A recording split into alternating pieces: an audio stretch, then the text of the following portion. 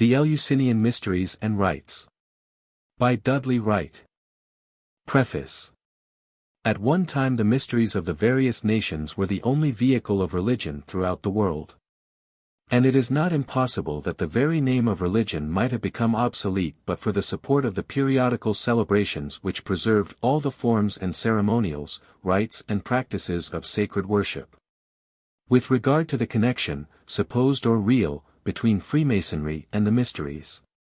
It is a remarkable coincidence that there is scarcely a single ceremony in the former that has not its corresponding rite in one or other of the ancient mysteries. The question as to which is the original is an important one to the student. The Masonic antiquarian maintains that Freemasonry is not a scion snatched with a violent hand from the mysteries, whether Pythagorean, Hermetic, Samothracian, Eleusinian, Drusian, Druidical, or the like, but is the original institution, from which all the mysteries were derived. In the opinion of the renowned Dr.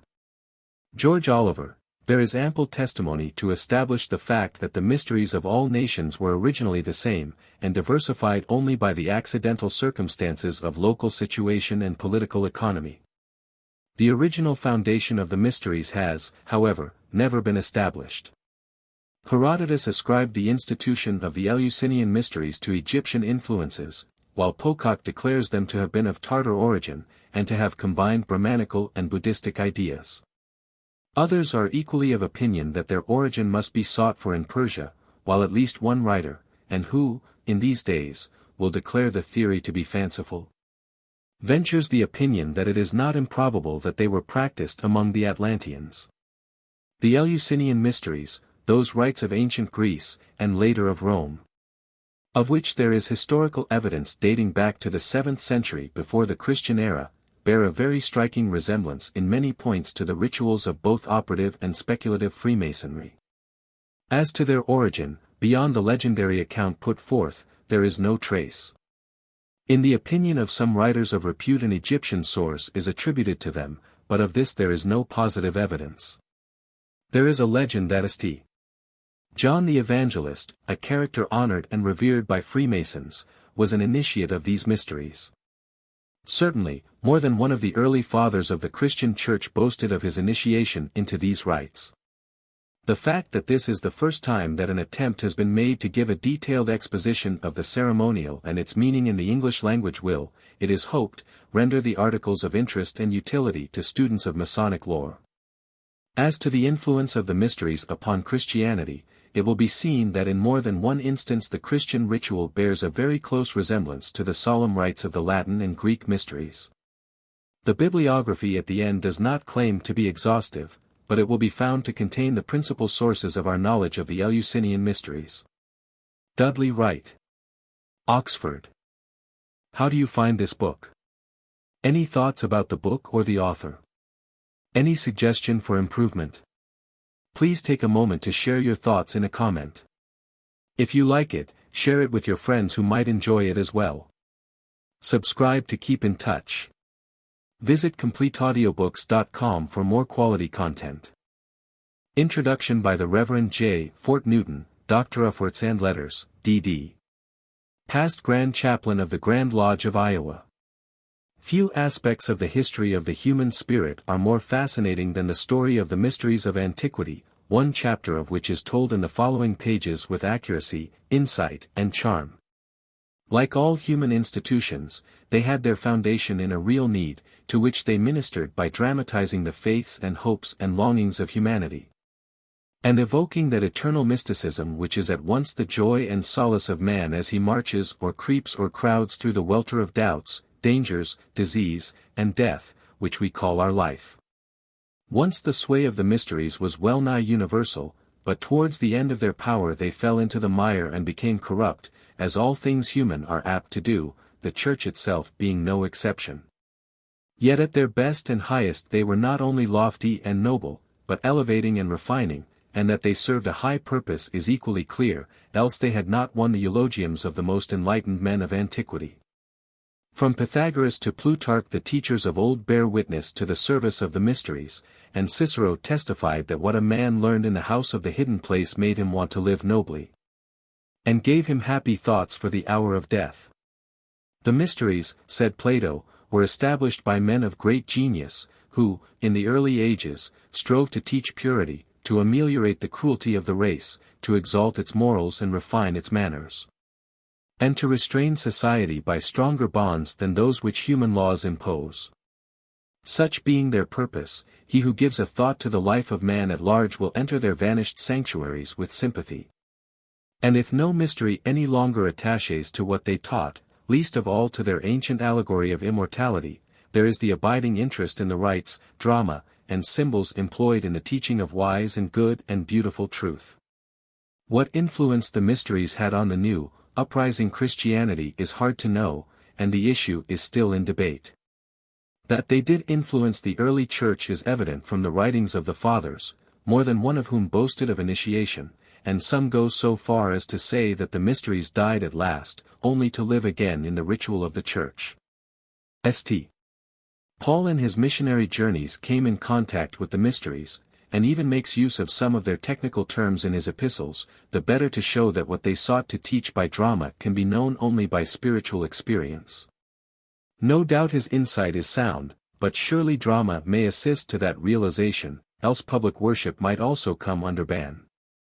Of the Eleusinian mysteries in particular, we have long needed such a study as is here offered, in which the author not only sums up in an attractive manner what is known, but adds to our knowledge some important details. An Egyptian source has been attributed to the mysteries of Greece, but there is little evidence of it, save as we may conjecture it to have been so, remembering the influence of Egypt upon Greece. Such influences are difficult to trace, and it is safer to say that the idea and use of initiation, as old as the men's house of primitive society, was universal, and took different forms in different lands. Such a study has more than an antiquarian interest, not only to students in general, but especially to the men of the gentle craft of Freemasonry.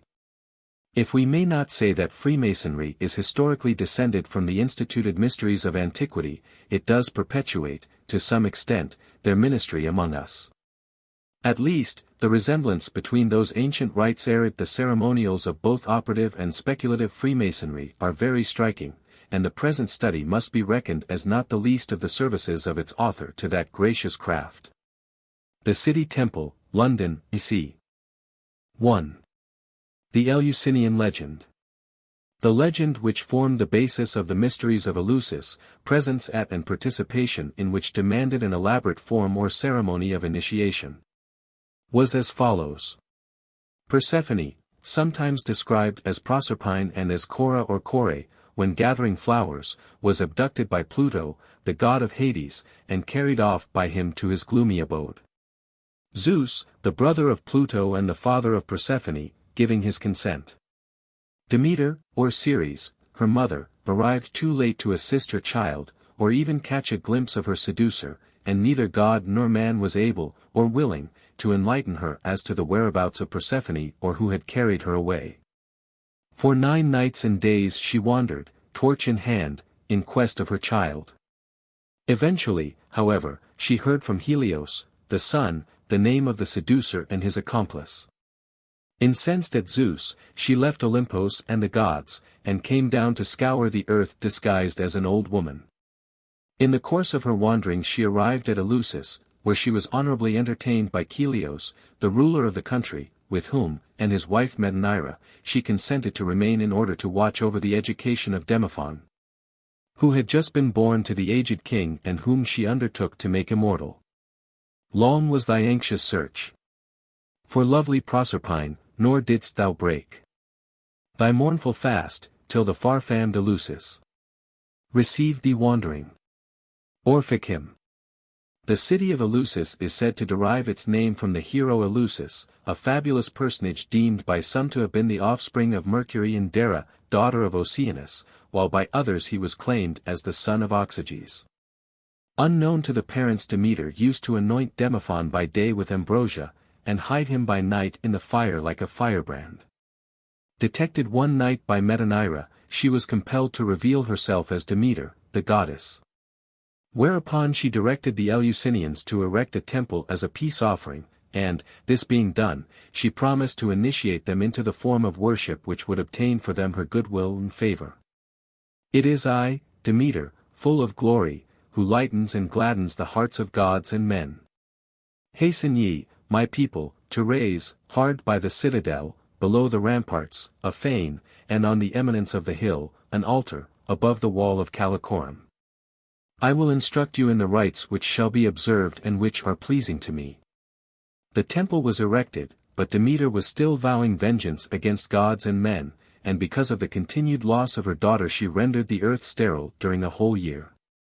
What ails her that she comes not home? Demeter seeks her far and wide, and gloomy-browed doth ceaseless roam, from many a morn till eventide. My life, immortal though it be, is naught, she cries, for want of thee. Persephone, Persephone. The oxen drew the plough, but in vain was the seed sown in the prepared ground. Mankind was threatened with utter annihilation, and all the gods were deprived of sacrifices and offerings. Zeus endeavored to appease the anger of the gods, but in vain. Finally he summoned Hermes to go to Pluto and order him to restore Persephone to her mother. Pluto yielded, but before Persephone left she took from the hand of Pluto 4 pomegranate pips which he offered her as sustenance on her journey. Persephone, returning from the land of shadows, found her mother in the temple at Eleusis which had recently been erected. Her first question was whether her daughter had eaten anything in the land of her imprisonment, because her unconditional return to earth and Olympus depended upon that.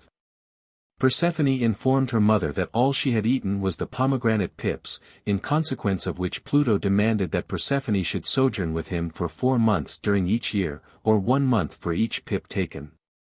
Demeter had no option but to consent to this arrangement, which meant that she would enjoy the company of Persephone for 8 months in every year, and that the remaining 4 would be spent by Persephone with Pluto. Demeter caused to awaken anew the fruits of the fertile plains, and the whole earth was reclothed with leaves and flowers. Demeter called together the princes of Eleusis, Triptolemus, Diocles, Eumolpus, Polyxenos, and Chelios, and initiated them into the sacred rites, most venerable, into which no one is allowed to make inquiries or to divulge. A solemn warning from the gods seals our mouths. Although secrecy on the subject of the nature of the stately mysteries is strictly enjoined, the writer of the Homeric hymn to Demeter makes no secret of the happiness which belonged to all who became initiates. Happy is he who has been received, unfortunate he who has never received the initiation nor taken part in the sacred ordinances, and who cannot, alas, be destined to the same lot reserved for the faithful in the darkling abode. The earliest mention of the temple of Demeter at Eleusis occurs in the Homeric hymn to Demeter, which has already been mentioned. This was not written by Homer, but by some poet versed in Homeric lore, and its probable date is about 600 BC. It was discovered a little over 100 years ago in an old monastery library at Moscow, and now reposes in a museum at Leiden. In this Homeric hymn to Demeter, Persephone gives her own version of the incident as follows: We were all playing in the lovely meadows, Leucip, and Phano, and Electra, and Ianthe, and Melody, and Iach and Rhodia, and Calanho, and Melibosus, and Ionira, and Acaste, and Admete, and Rhodope, and Pluto, and winsome Calypso, and Styx, and Urania, and beautiful Galaxame. We were playing there and plucking beautiful blossoms with our hands, crocuses mingled, and iris, and hyacinth, and roses, and lilies, a marvel to behold, and narcissus, that the wide earth bare, a while for my undoing.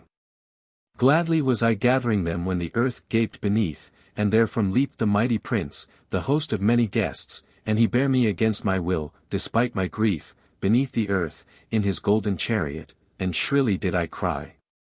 The version of the legend given by Minucius Felix is as follows: Proserpine, the daughter of Ceres by Jupiter, as she was gathering tender flowers in the new spring, was ravished from her delightful abode by Pluto. And, being carried from thence through thick woods and over a length of sea, was brought by Pluto into a cavern, the residence of departed spirits, over whom she afterwards ruled with absolute sway. But Ceres, upon discovering the loss of her daughter, with lighted torches and begirt with a serpent, wandered over the whole earth for the purpose of finding her, till she came to Eleusis. There she found her daughter, and discovered to the Eleusinians the plantation of corn. According to another version of the legend, Neptune met Ceres when she was in quest of her daughter, and fell in love with her. The goddess, in order to escape from his attentions, concealed herself under the form of a mare, when the god of the sea transformed himself into a horse to seduce her. With which act she was so highly offended that after having washed herself in a river and reassumed human form, she took refuge in a cave, where she lay concealed. When famine and pestilence began to ravage the earth, the gods made search for her everywhere, but could not find her until Pan discovered her and apprised Jupiter of her whereabouts. This cave was in Sicily, in which country Ceres was known as the Black Ceres, or the Erinyes, because the outrages offered her by Neptune turned her frantic and furious. Demeter was depicted in Sicily as clad in black, with a horse's head, holding a pigeon in one hand and a dolphin in the other. On the submission of Eleusis to Athens, the mysteries became an integral part of the Athenian religion, so that the Eleusinian Mysteries became a pan-Hellenic institution, and later, under the Romans, a universal worship. But the secret rites of initiation were well kept throughout their history. Eleusis was one of the 12 originally independent cities of Attica, which Theseus is said to have united into a simple state. Lucina now occupies the site, and has thus preserved the name of the ancient city. Theseus is portrayed by Virgil as suffering eternal punishment in Hades, but Proclus writes concerning him as follows: Theseus and Pirithous are fabled to have ravished Helen, and to have descended to the infernal regions, i.e. they were lovers of intelligible and visible beauty. Afterwards Theseus was liberated by Pericles from Hades, but Pirithous remained there because he could not sustain the arduous attitude of divine contemplation. Dar. Warburton, in his Divine Legation of Moses, gives it as his opinion that Theseus was a living character who once forced his way into the Eleusinian Mysteries, for which crime he was imprisoned on earth and afterwards damned in the infernal regions. The Eleusinian Mysteries seem to have constituted the most vital portion of the Attic religion, and always to have retained something of awe and solemnity. They were not known outside Attica until the time of the Median Wars, when they spread to the Greek colonies in Asia as part of the constitution of the daughter states, where the cult seems to have exercised a considerable influence both on the populace and on the philosophers. Outside Eleusis the mysteries were not celebrated so frequently nor on so magnificent a scale. At Celia's, where they were celebrated every 4th year, a hierophant, who was not bound by the law of celibacy, as at Eleusis, was elected by the people for each celebration. Pausanias is the authority for a statement by the Phlyaesians that they imitated the Eleusinian Mysteries. They maintained, however, that their rendering was instituted by Disalles, brother of Celius, who went to their country after he had been expelled from Eleusis by Ion, the son of Xuthus. At the time when Ion was chosen commander-in-chief of the Athenians in the war against Eleusis, Pausanias disputed that any Eleusinian was defeated in battle and forced into exile, maintaining that peace was concluded between the Athenians and the Eleusinians before the war was fought out, even Eumolpus himself being permitted to remain in Eleusis. Pausanias, also, while admitting that Disalles might have gone to Phlius for some cause other than that admitted by the Phlyaesians, questioned whether Disalles was related to Celius, or, indeed, to any illustrious Eleusinian family. The name of Disalles does not occur in the Homeric hymn to Demeter, where are enumerated all who were taught the ritual of the mysteries by the goddess, though that of Celius is mentioned. She showed to Triptolemus and Diocles, smiter of horses, and mighty Eumolpus and Celius, leader of people, the way of performing the sacred rites, and explained to all of them the orgies. Nevertheless, according to the Phlyaesians, it was Disalles who instituted the mysteries among them.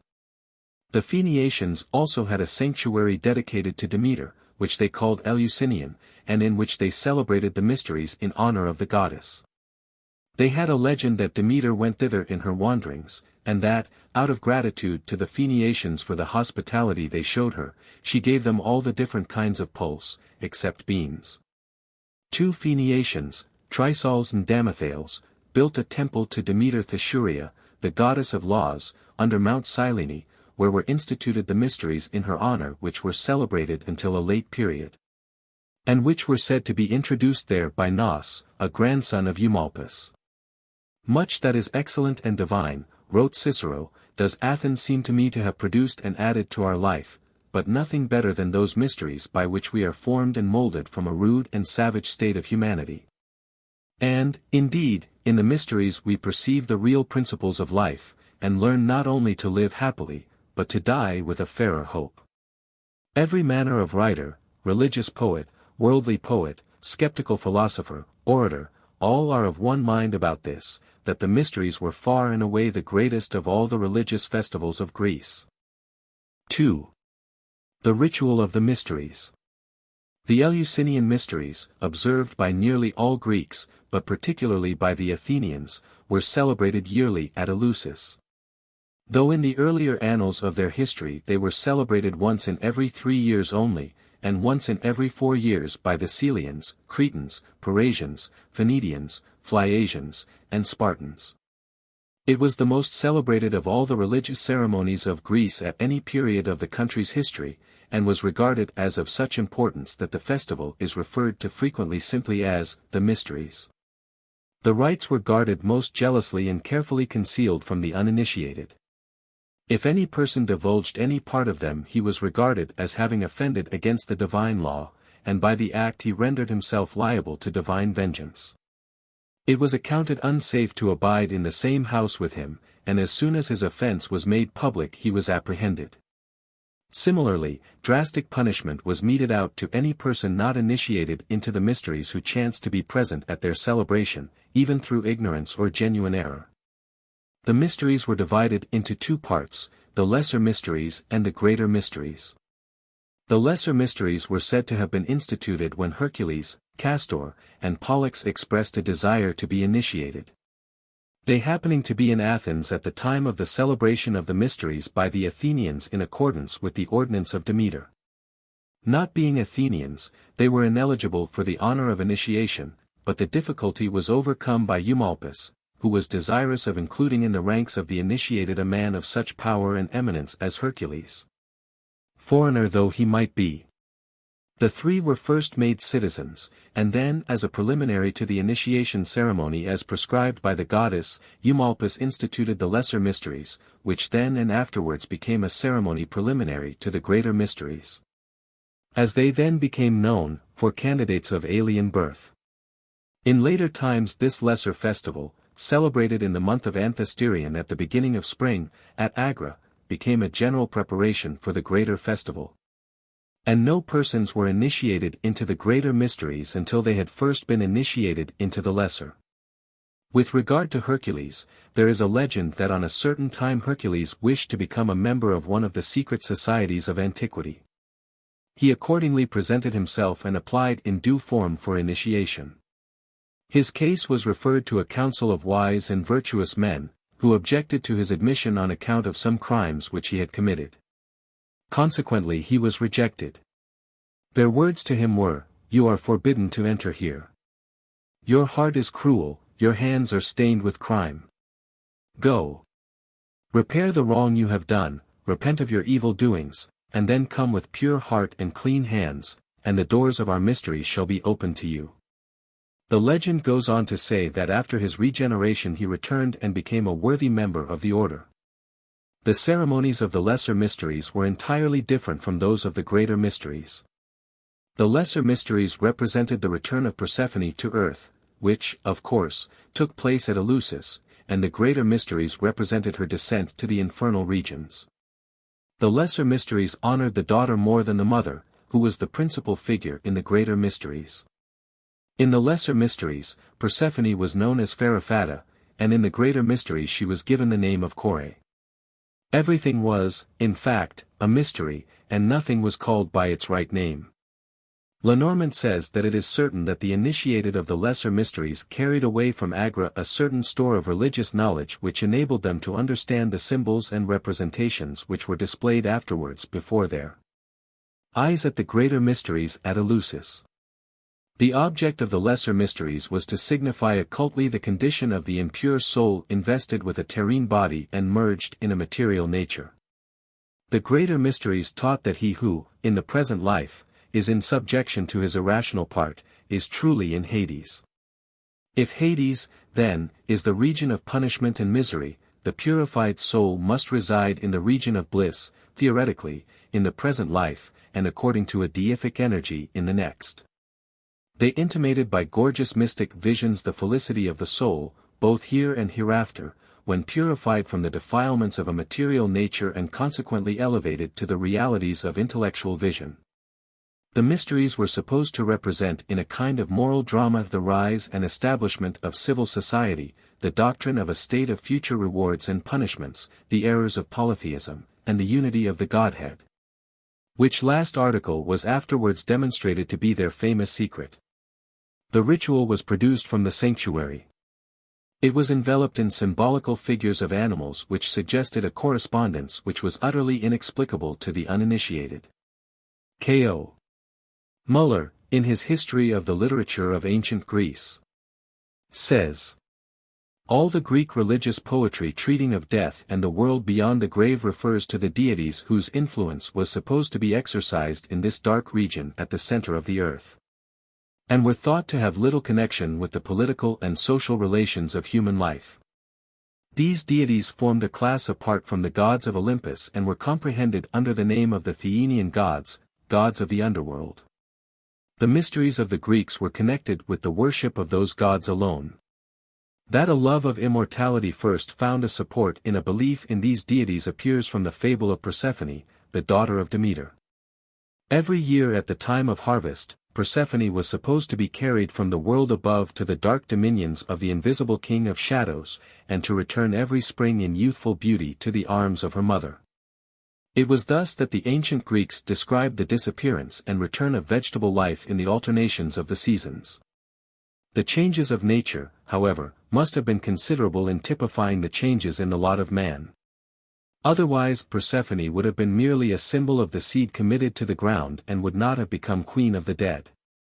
But when the goddess of inanimate nature had become queen of the dead, it was a natural analogy, which must have early suggested itself, that the return of Persephone to the world of light also denoted a renovation of life and a new birth in man. Hence the mysteries of Demeter, and especially those celebrated at Eleusis, inspired the most elevated and animating hopes with regard to the condition of the soul after death. No one was permitted to attend the mysteries who had incurred the sentence of capital punishment for treason or conspiracy, but all other exiles were permitted to be present and were not molested in any way during the whole period of the festival. No one could be arrested for debt during the holding of the festival. Scarcely anything is known of the program observed during the course of the Lesser Mysteries.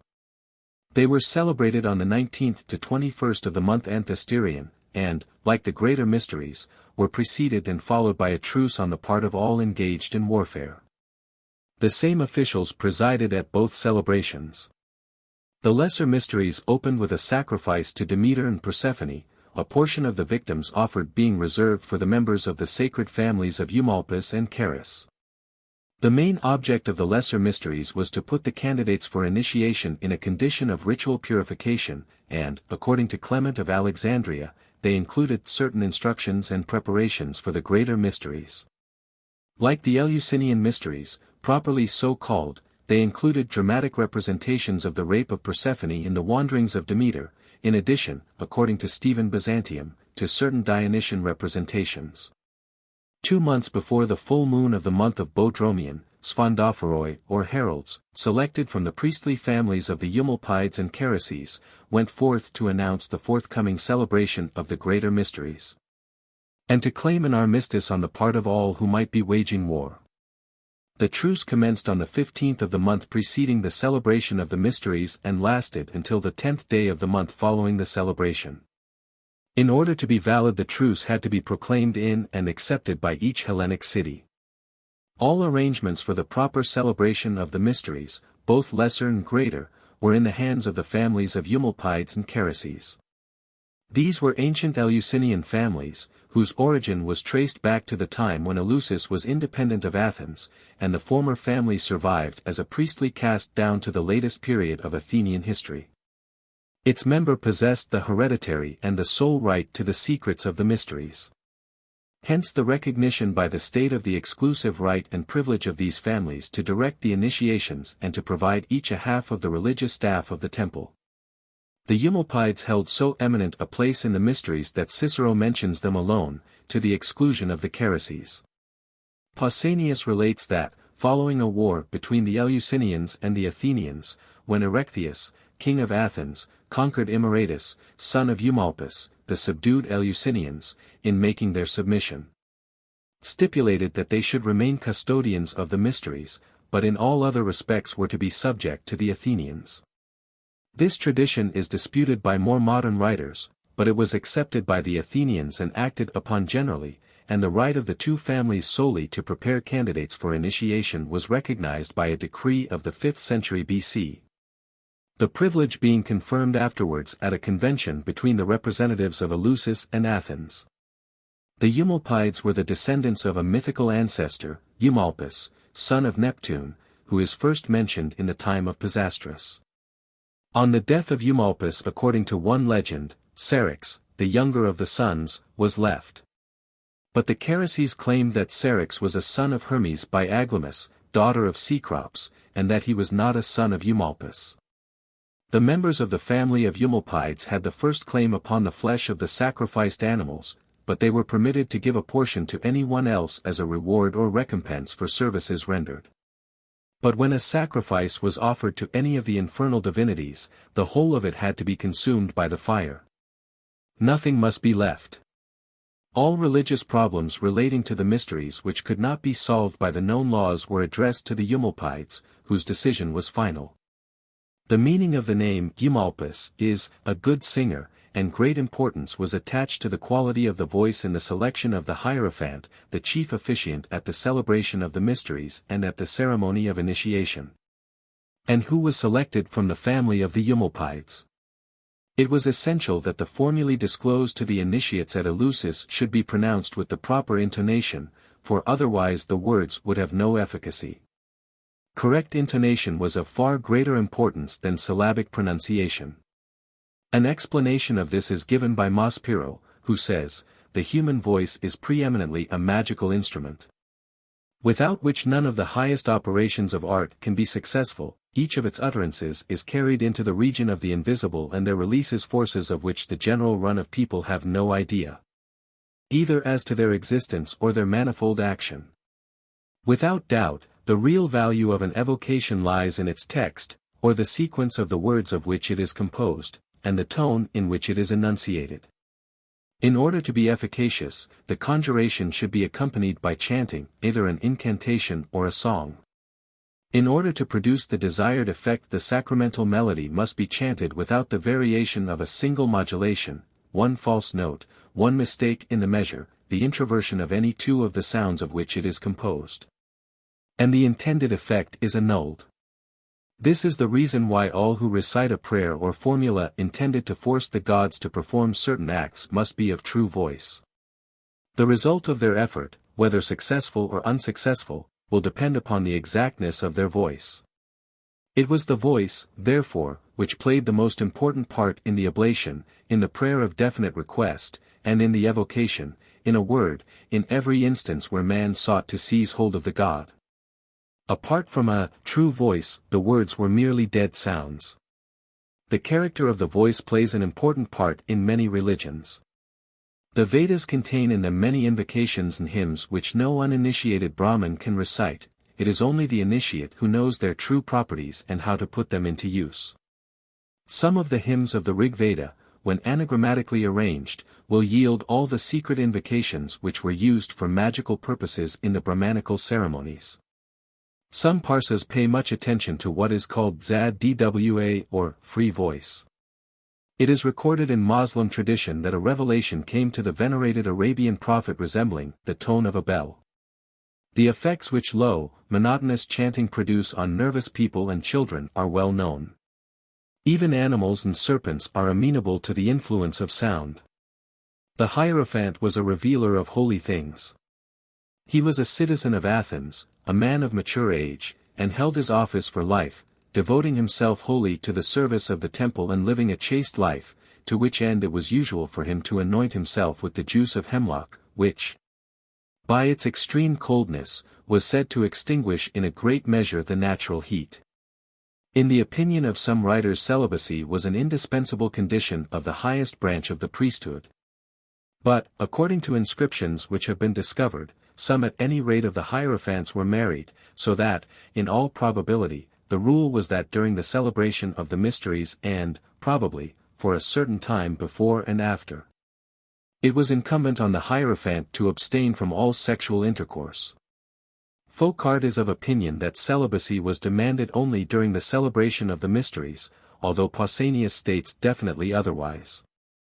In support of Foucault, it may be stated that among the inscriptions discovered at Eleusis there is one dedicating a statue to a hierophant by his wife. It was essential that the hierophant should be a man of commanding presence and lead a simple life. On being raised to the dignity, he received a kind of consecration at a special ceremony, at which only those of his own rank were permitted to be present, when he was entrusted with certain secrets pertaining to his high office. Prior to this ceremony he went through a special purificatory rite, immersing himself in the sea, an act to which the Greeks attributed great virtue. He had to be exemplary in his moral conduct, and was regarded by the people as being particularly holy. The qualifications of a hierophant were so high that the office could not be regarded as hereditary. For it would have been an exception to find both father and son in possession of the many various and high qualifications regarded as essential to the holding of the office. The robe of the hierophant was a long purple garment, his hair, crowned with a wreath of myrtle, flowed in long locks over his shoulders, and a diadem ornamented his forehead. At the celebration of the mysteries he was held to represent the Creator of the world. He alone was permitted to penetrate into the innermost shrine in the Hall of the Mysteries, the Holy of Holies, as it were, and then only once during the celebration of the mysteries, when, at the most solemn moment of the whole mystic celebration, his form appeared suddenly to be transfigured with light before the rapt gaze of the initiated. He alone was permitted to reveal to the fully initiated the mystic objects, the sight of which marked the completion of their admission into the community. He had the power of refusing admission to those applicants whom he deemed unfit to be entrusted with the secrets. He was not inactive during the intervals between the celebrations of the mysteries. It was his duty to superintend the instruction of the candidates for initiation, who for that purpose were divided into groups and instructed by officials known as mystagogues. The personal name of the hierophant was never mentioned. It was supposed to be unknown, wafted away into the sea by the mystic law, and he was known only by the title of the office which he bore. An interesting inscription was found some years ago at Eleusis, engraved on the base of a statue erected to a hierophant, "Ask not my name, the mystic rule, or packet, has carried it away into the blue sea. But when I reach the fated day, and go to the abode of the blessed, then all who care for me will pronounce it." One of his sons had written below this inscription, after the death of the hierophant, "Now we, his children, reveal the name of the best of fathers, which, when alive, he hid in the depths of the sea." This is the famous Apollonius. There is extant an epigram by a female hierophant, which runs, "Let my name remain unspoken, on being shut off from the world when the sons of Cecrops made me hierophanti to Demeter, I myself hid it in the vasty depths." Eunapius, in Vita Maxim, says, "I may not tell the name of him who was then hierophant, for it was he who initiated me." The manner in which the name was committed to the sea was either by the immersion of the bearer or by writing the name on a leaden tablet, which was cast into the sea. The holy name, by which the hierophant was afterwards known, was derived from the name of some god or bore some ritualistic meaning. Sometimes the hierophant was known simply by the title of his office with the addition of his father's name. The rule as to the public mention of the former name of the hierophant was occasionally transgressed, and there is the instance of the atheistic philosopher Theodorus addressing a hierophant by his discarded name of Lacratiades, and also of Dionysius, who was put into prison for the offense of addressing a hierophant by his discarded family name. Lucian refers to this in one passage in Lexiphanes, "The first I met were a torch-bearer, a hierophant, and others of the initiated, hailing Dionysius before the judge, and protesting that he had called them by their names, though he well knew that, from the time of their sanctification, they were nameless, and no more to be named but by hallowed names. In the imperial inscriptions we find the titles substituted for the proper names. 1 The Hierophant was compelled to avoid contact with the dead in the same manner as the Kohanim of the Jewish faith, and with certain animals reputed to be unclean. Contact with any person from whom blood was issuing also caused impurity. He was assisted by a female hierophant, or hierophantide, an attendant upon the goddess Demeter and her daughter Persephone. She also was selected from the family of the Eumolpides and was chosen for life. She was permitted to marry, and several inscriptions mention the names of children of hierophantides. On her initiation into this high degree she was brought forward naked to the side of a sacred font, in which her right hand was placed, the priest declaring her to be true and holy and dedicated to the service of the temple. The special duty of the female hierophant was to superintend the initiation of female aspirants, but she was present throughout the ceremony and played some part in the initiation of the male candidates. An inscription on the tomb of one hierophantide mentions to her glory that she had set the myrtle crown, the seal of mystic communion, on the heads of the illustrious initiates, Marcus Aurelius and his son, Commodus.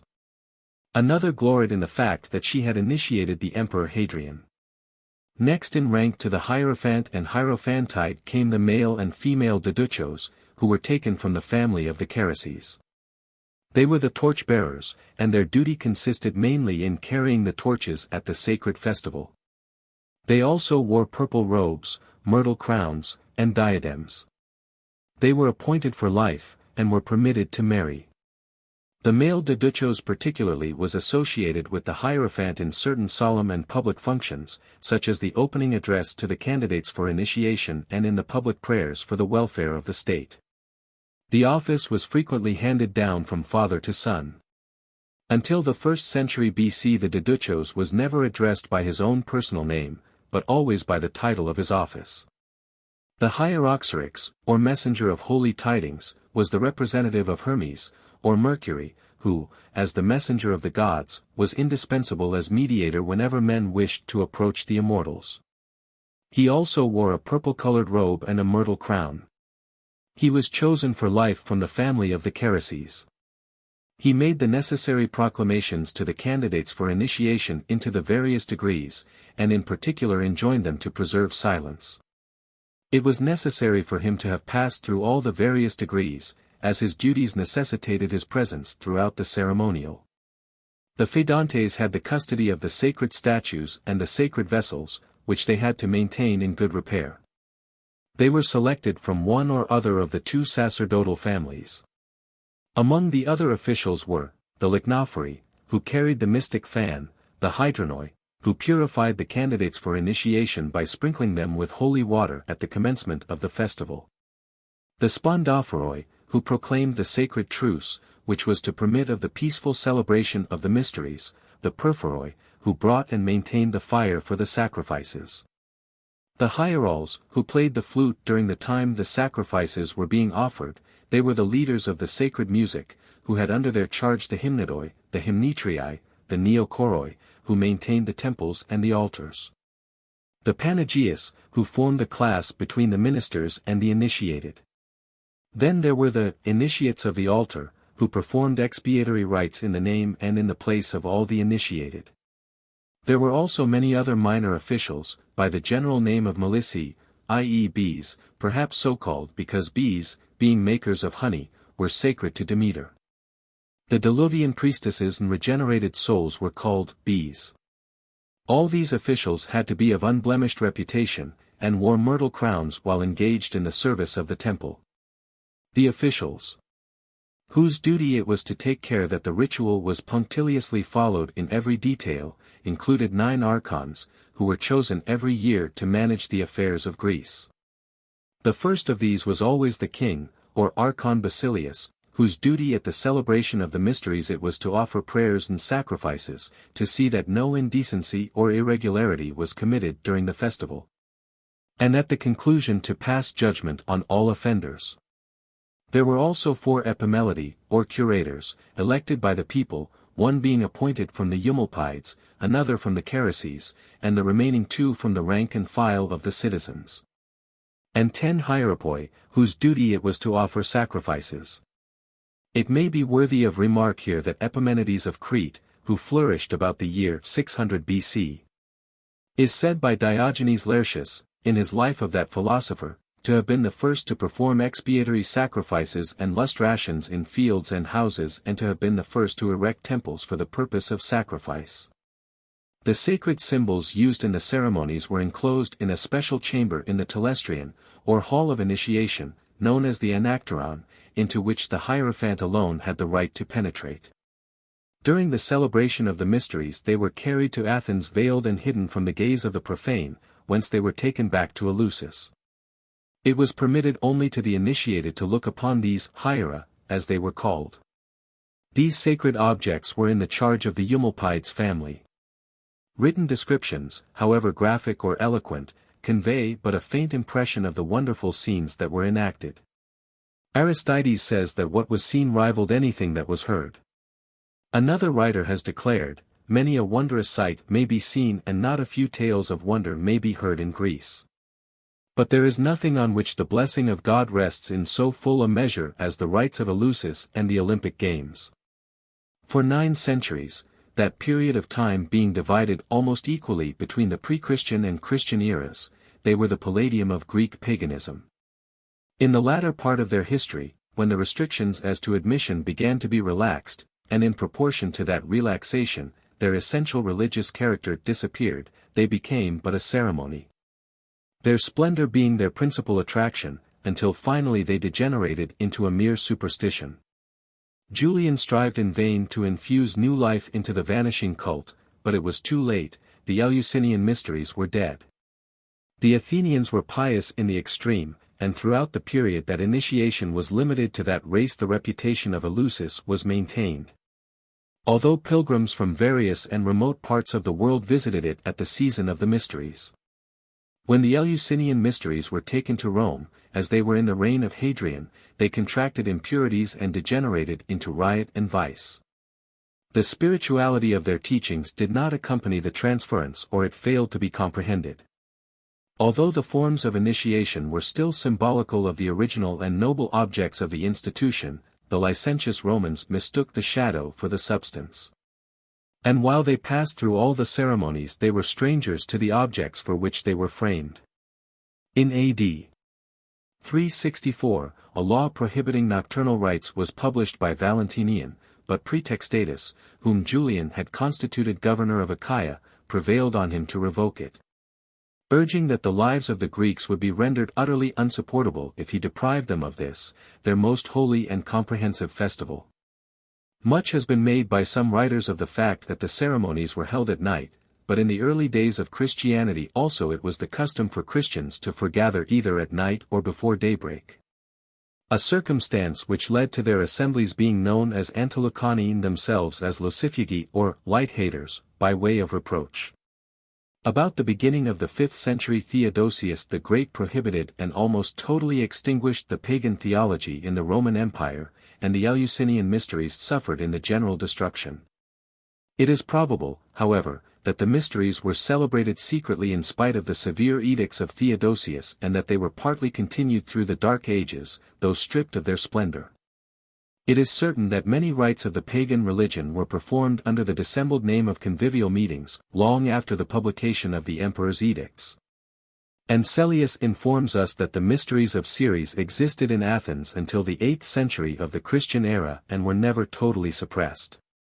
The festival of the Greater Mysteries, and this was, of course, by far the more important, began on the 15th of the month of Bodromion, corresponding roughly with the month of September, and lasted until the 23rd of the same month. During that time it was unlawful to arrest any man present, or present any petition except for offences committed at the festival, heavy penalties being inflicted for breaches of this law. The penalties fixed being a fine of not less than 1,000 drachmas, and some assert that transgressors were even put to death. 3. Program of the Greater Mysteries. The following is the program of the Greater Mysteries, which extended over a period of 10 days. The various functions were characterized by the greatest possible solemnity and decorum, and the ceremonies were regarded as religious in the highest interpretation of that term. First Day. The first day was known as the gathering, or the assembly, when all who had passed through the lesser mysteries assembled to assist in the celebration of the greater mysteries. On this day the Archon Basilius presided over all the cults of the city, and assembled the people at a place known as the Poikal Stoa. After the Archon Basilius, with 4 assistants, had offered up sacrifices and prayers for the welfare of Greece, the following proclamation was made by the Archon Basilius, wearing his robe of office. Come! Whoever is clean of all pollution and whose soul has not consciousness of sin. Come, whosoever hath lived a life of righteousness and justice. Come all ye who are pure of heart and of hand, and whose speech can be understood. Whosoever hath not clean hands, a pure soul, and an intelligible voice must not assist at the mysteries. The people were then commanded by the Hierophant to wash their hands in consecrated water, and the impious were threatened with the punishment set forth in the law if they were discovered, but especially, and this in any case, with the implacable anger of the gods. The Hieroxerics then impressed upon all the duty of observing the most rigid secrecy with respect to what they might witness, and bade them to be silent throughout the ceremonies, and not utter even an exclamation. The candidates for initiation assembled outside the temple, each under the guidance and direction of the mystagogue, who repeated these instructions to the candidates. Once within the sacred enclosure all the initiates were subject to a purification by fire ceremonial. All wore regalia special to the occasion. This is evident from the wording of inscriptions which have been discovered, but particulars of the regalia are wanting. We know that extravagant and costly dresses were regarded by Demeter with disfavor, and that it was forbidden to wear such in the temple. Jewelry, gold ornaments, purple-colored belts, and embroideries were also barred, as were robes and cloths of mixed colors. The hair of women had to fall down loose upon the shoulders, and must not be in plaits or coiled upon the head. No woman was permitted to use cosmetics. Second Day. The second day was known as Halade Misti, or, to the sea, ye Misti, from the command which greeted all the initiates to go and purify themselves by washing in the sea, or in the salt water of the 2 consecrated lakes, called Rite. On what was known as the Sacred Way.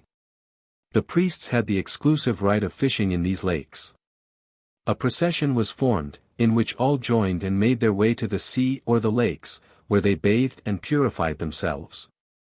This general purification was akin to that practiced to this day by the Jews at the beginning of the Jewish year. The day was consecrated to Saturn, into whose province the soul is said to fall in the course of its descent from the Tropic of Cancer. Capella compares Saturn to a river, voluminous, sluggish, and cold. The planet signifies pure intellect, and Pythagoras symbolically called the sea a tear of Saturn. The bathing was preceded by a confession, and the manner in which the bathing was carried out and the number of immersions varied with the degree of guilt which each confessed. According to Suedas, those who had to purify themselves from murder plunged into salt water on 2 separate occasions, immersing themselves 7 times on each occasion. On returning from the bath all were regarded as new creatures, the bath being regarded as a laver of regeneration, and the initiates were clothed in a plain fawn skin or a sheepskin. The purification, however, was not regarded as complete until the following day, when there was added the sprinkling of the blood of a pig sacrificed. Each had carried to the river or lake a little pig, which was also purified by bathing, and on the next day this pig was sacrificed. The pig was offered because it was very pernicious to cornfields. On the Eleusinian coinage the pig, standing on a torch placed horizontally, appears as the sign and symbol of the mysteries. On this day also some of the initiated submitted to a special purification near the altar of Zeus Malikios on the Sacred Way. For each person whom it was desired to purify an ox was sacrificed to Zeus Malikios, the infernal Zeus, the skin of the animal was laid on the ground by the Deduchos. And the one who was the object of the lust ration remained there squatting on the left foot. Third Day. On the third day pleasures of every description, even the most innocent, were strictly forbidden, and every one fasted till nightfall, when they partook of seed cakes, parched corn, salt, pomegranates, and sacred wine mixed with milk and honey. The Archon Basilius, assisted again by the 4 Epimeleti, celebrated, in the presence of representatives from the allied cities, the great sacrifice of the soteria for the well-being of the state, the Athenian citizens, and their wives and children. This ceremony took place in the Eleusinian at the foot of the Acropolis. The day was known as the Day of Mourning, and was supposed to commemorate Demeter's grief at the loss of Persephone. The sacrifices offered consisted chiefly of a mullet and of barley out of Rarium, a field of Eleusis. The oblations were accounted so sacred that the priests themselves were not permitted, as was usual in other offerings, to partake of them. At the conclusion of the general ceremony each one individually sacrificed the little pig purified in the sea the night before.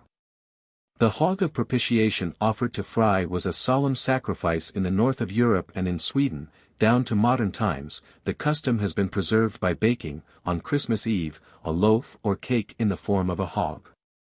Fourth Day.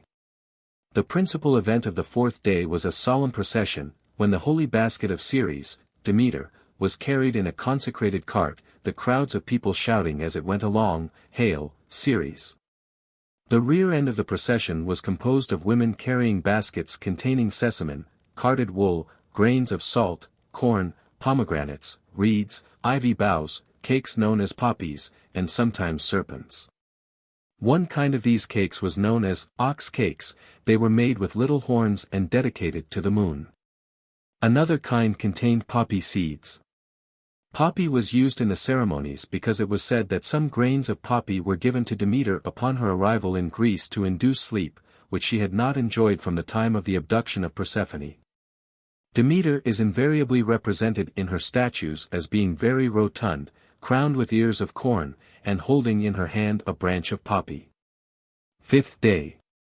The fifth day was known as the Day of Torches, from the fact that at nightfall all the initiates walked in pairs round the temple of Demeter at Eleusis, the Diduchos himself leading the procession. The torches were waved about and changed from hand to hand, to represent the wanderings of the goddess in search of her daughter when she was conducted by the light of a torch kindled in the flames of Etna. Sixth Day. Iachos was the name given to the sixth day of the festival. The fair young god, Iachos, or Dionysus, or Bacchus, was the son of Jupiter and Ceres, and accompanied the goddess in her search for Persephone. He also carried a torch, hence his statue has always a torch in the hand. This statue, together with other sacred objects, were taken from the Iachion, the sanctuary of Iachos in Athens, mounted on a heavy rustic four-wheeled chariot drawn by bulls, and accompanied by the Iachagog and other magistrates nominated for the occasion, conveyed from the Keramikos, or Potter's Quarter, to Eleusis by the sacred way in solemn procession. It was on this day that the solemnity of the ceremonial reached its height. The statue, as well as the people accompanying it, were crowned with myrtle, the people dancing all the way along the route, beating brass kettles and playing instruments of various kinds and singing sacred songs. Halts were made during the procession at various shrines, at the site of the house of Phytalus, who, it was said, received the goddess into his house, and, according to an inscription on his tomb, she requited him by revealing to him the culture of the fig. Particularly at a fig tree which was regarded as sacred, because it had the renown of being planted by Phytalus. Also upon a bridge built over the river Cephissus, by the side of which Pluto descended into Hades with Persephone, where the bystanders made themselves merry at the expense of the pilgrims. At each of the shrines sacrifices and libations were offered, hymns sung, and sacred dances performed. Having passed the bridge, the people entered Eleusis by what was known as the mystical entrance. Midnight had set in before Eleusis was reached, so that a great part of the journey had to be accomplished by the light of the torches carried by each of the pilgrims. And the nocturnal journey was spoken of as the Night of Torches by many ancient authors. The pitch and resin of which the torches were composed were substances supposed to have the virtue of warding off evil spirits. The barren mountains of the pass of Daphne and the surface of the sea resounded with the chant, Iachos, O Iachos. At one of the halts the Croconians, descendants of the hero Crocon, who had formerly reigned over the Thriasian plain, fastened a saffron band on the right arm and left foot of each one in the procession. Iachos was always regarded as a child of Demeter, inasmuch as the vine grows out of the earth. Various symbols were carried by the people, who numbered sometimes as many as from 30 to 40,000. These symbols consisted of winnowing fans, the mystic fan of Iachos, plated reeds and baskets, both relating to the worship of the goddess and her son. The fan, or van, as it was sometimes called, was the instrument that separates the wheat from the chaff, and was regarded also as an emblem of the power which separates the virtuous from the wicked. In the ancient paintings by Bellori, two persons are represented as standing by the side of the initiate. One is the priest who is performing the ceremony, who is represented as in a devout posture, and wearing a veil, the old mark of devotion, while another is holding a fan over the head of the candidate. In some of the editions of Southey's translation of the Aeneid the following lines appear. Now learn what arms industrious peasants wield. To sow the furrow's glebe, and clothe the field. The share, the crooked plough's strong beam. The wain that slowly rolls on Ceres to her fane. Hails, sleds, light osiers, and the harrow's load. The hurdle, and the mystic van of God. The distance covered by the procession was 22 kilometers, but Lycurgus ordered that if any woman should ride in a chariot to Eleusis she should be mulcted in a fine of 8,000 drachmas. This was to prevent the richer women from distinguishing themselves from their poorer sisters. Strange to relate, the wife of Lycurgus was the first to break this law, and Lycurgus himself had to pay the fine which he had ordained. He not only paid the penalty, but gave a talent to the informer. Immediately upon the deposit of the sacred objects in the Eleusinian, at the foot of the Acropolis, one of the Eleusinian priests solemnly announced their arrival to the priestess of the tutelary goddess of Athens, Pallas Athene. Plutarch, in commenting upon lucky and unlucky days, says that he is aware that unlucky things happen sometimes on lucky days, for the Athenians had to receive a Macedonian garrison even on the 20th of Bodromion, the day on which they led forth the mystic Iachos. 7th day. On the 7th day the statue was carried back to Athens. The return journey was also a solemn procession, and attended with numerous ceremonies. Halts were again made at several places, like the stations of Roman Catholic pilgrimages, when the inhabitants also fell temporarily into line with the procession. For those who remained behind at Eleusis the time was devoted to sports, the combatants appearing naked, and the victors were rewarded with a measure of barley, it being a tradition that grain was first sown in Eleusis. It was also regarded as a day of solemn preparation by those who were to be initiated on the following night. The return journey was conducted with the same splendor as the outward journey. It comprised comic incidents, the same as on the previous day. Those who awaited the procession at the bridge over the Athenian river Cephisson exchanged all kinds of chaff and buffoonery with those who were in the procession, indulging in what was termed bridge fooling. These jests, it is said, were to recall the tactful measures employed by a maidservant named Iambe to rouse Demeter from her prolonged sorrowing. There is a strange contradiction in the various statements made by the ancient writers as to what was permissible and what was forbidden during the ceremonies. Demeter, when in search of her daughter, broke down with fatigue at Eleusis, where she sat down on a well, overwhelmed with grief.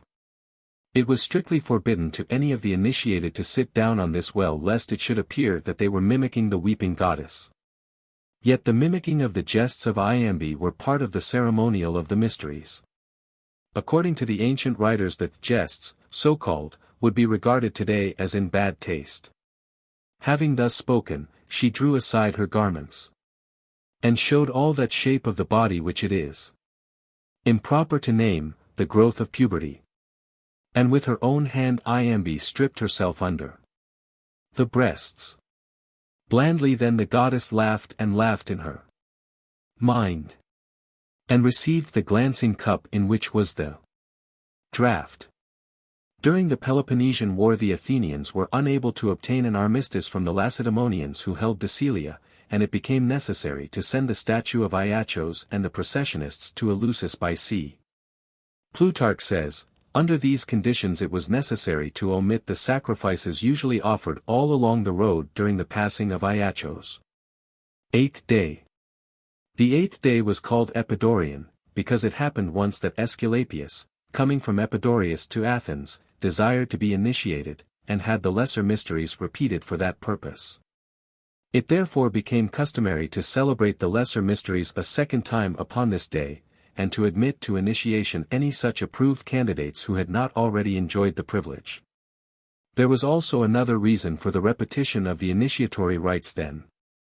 The 8th day was regarded as symbolical of the soul falling into the lunar orbi, and the repeated initiation, the second celebration of that sacred rite, was symbolical of the soul bidding adieu to everything of a celestial nature, sinking into a perfect oblivion of her divine origin and pristine felicity, and rushing profoundly into the region of dissimilitude, ignorance, and error. The day opened with a solemn sacrifice offered to Demeter and Persephone, which took place within the Peribolis. The utmost precision had to be observed in offering this sacrifice as regarding the age, color, and sex of the victim, the chants, perfumes, and libations. The acceptance or rejection of a sacrifice was indicated by the movements of the animal as it approached the altar, the vivacity of the flame, the direction of the smoke, etc. If these signs were not favorable in the case of the first victim offered, other animals must be slain until one presented itself in which all the signs were favorable. The flesh of the animal offered was not allowed to be taken outside the sacred precincts, but had to be consumed within the building. The following is said to have been an invocation used during the celebration of the mysteries. Daughter of Jove, Persephone divine. Come, blessed queen, and to these rites incline. Only begotten, Pluto's honored wife. O venerable goddess, source of life. 'Tis thine in earth's profundities to dwell, fast by the wide and dismal gates of hell. Jove's holy offering, of a beauteous mien. Avenging goddess, subterranean queen. The Furies' source, fair-haired, whose frame proceeds from Jove's ineffable and secret seeds. Mother of Bacchus, sonorous, divine. And many-formed, the parent of the vine. Associate of the seasons, essence bright. All-ruling virgin, bearing heaven ly light. With fruits abounding, of a bounteous mind. Horned, and alone desert by those of mortal kind. O vernal queen, whom grassy plains delight. Sweet to the smell, and pleasing to the sight. Whose holy forms in budding fruits we view. Earth's vigorous offspring of a various hue.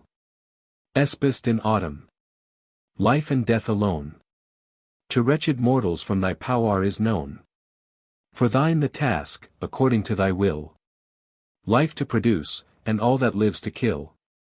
Here, blessed goddess, send a rich increase.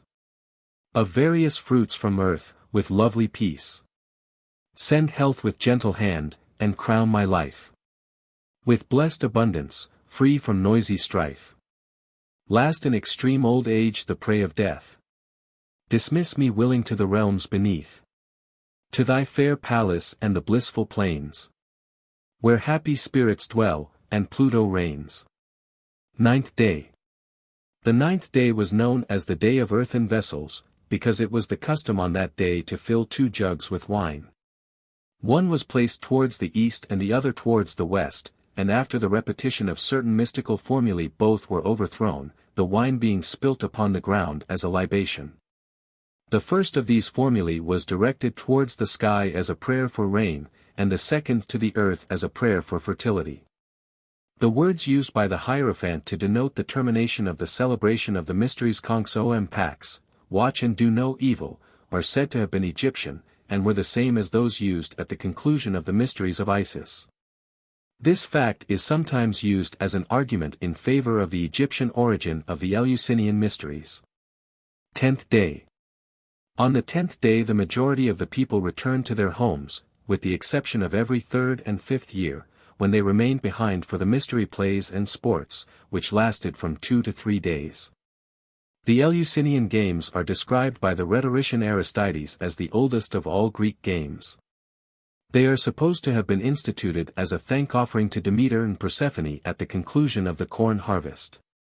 From an inscription dating from the latter part of the 3rd century BC, sacrifices were offered to Demeter and Persephone at these games.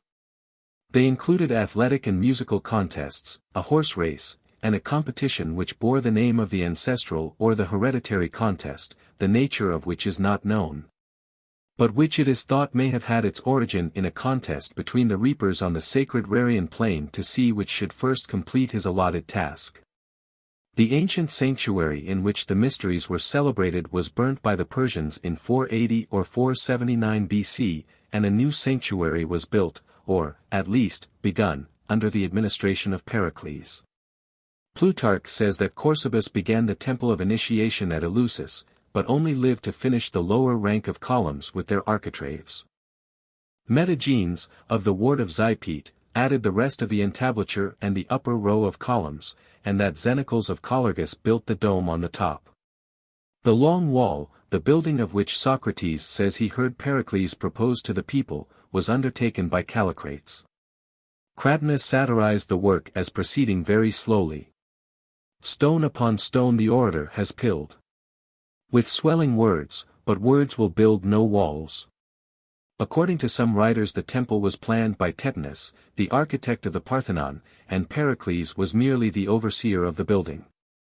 We are told by Vitruvius that the temple at Eleusis consisted at first of one cell of vast magnitude, without columns, though it was probable that it was meant to be surrounded in the customary manner. A prostyle, however, only was added, and that not until the time of Demetrius Phalereus, some ages after the original structure was erected. It is probable that the uncommon magnitude of the cell, added to the various and complicated rites of initiation to the Eleusinian Mysteries, of which it was the scene, prevented its being a peristyle, the expense of which would have been enormous.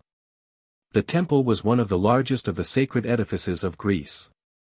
Its length was 68 meters, its breadth 66 meters and its superficial area 88 square meters.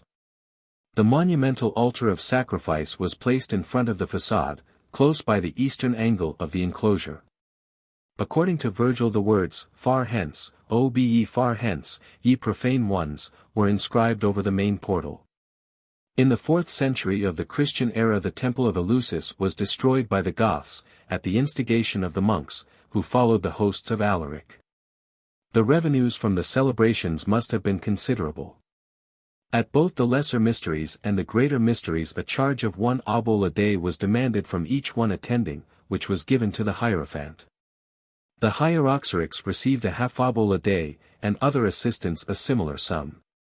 In current coinage an obol was of the value of a fraction over 1/4d. 4. The Initiatory Rites. 2 important facts must be set down with regard to the mysteries: first, the general custom of all Athenian citizens, and afterwards of all Greeks generally, and eventually of many foreigners, to seek admission into the Eleusinian Mysteries in the only possible manner, viz.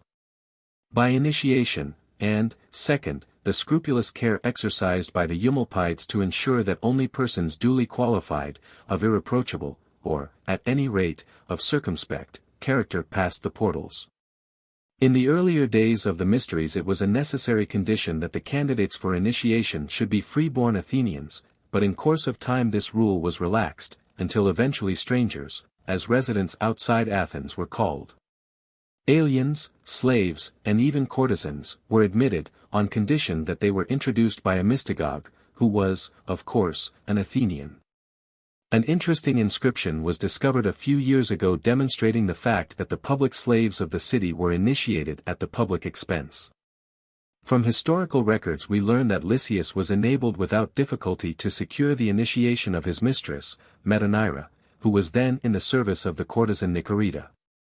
There always prevailed, however, the strict rule that no one could be admitted who had been guilty of murder or homicide, willful or accidental, or who had been convicted of witchcraft. And all who had incurred the capital penalty for conspiracy or treason were also excluded. Nero sought admission into the Eleusinian Mysteries, but was rejected because of the many slaughters connected with his name. Antoninus, when he would purge himself before the world of the death of Avidius Cassius, elected to be initiated into the Eleusinian Mysteries. It being recognized at that time that none was admitted into them who was justly guilty of heinous immorality or crime.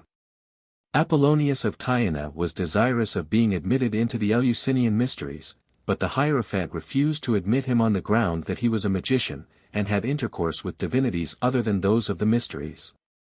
Declaring that he would never initiate a wizard or throw open the mysteries to a man addicted to impure rites.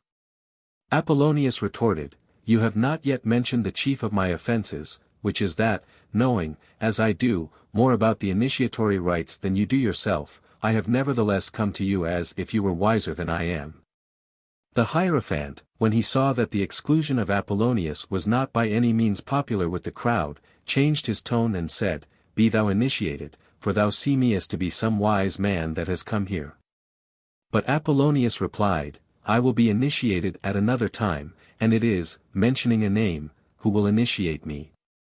Hereon, says Philostratus, he showed his gift of provision, for he glanced at the one who succeeded the Hierophant he addressed, and presided over the temple 4 years later when Apollonius was initiated.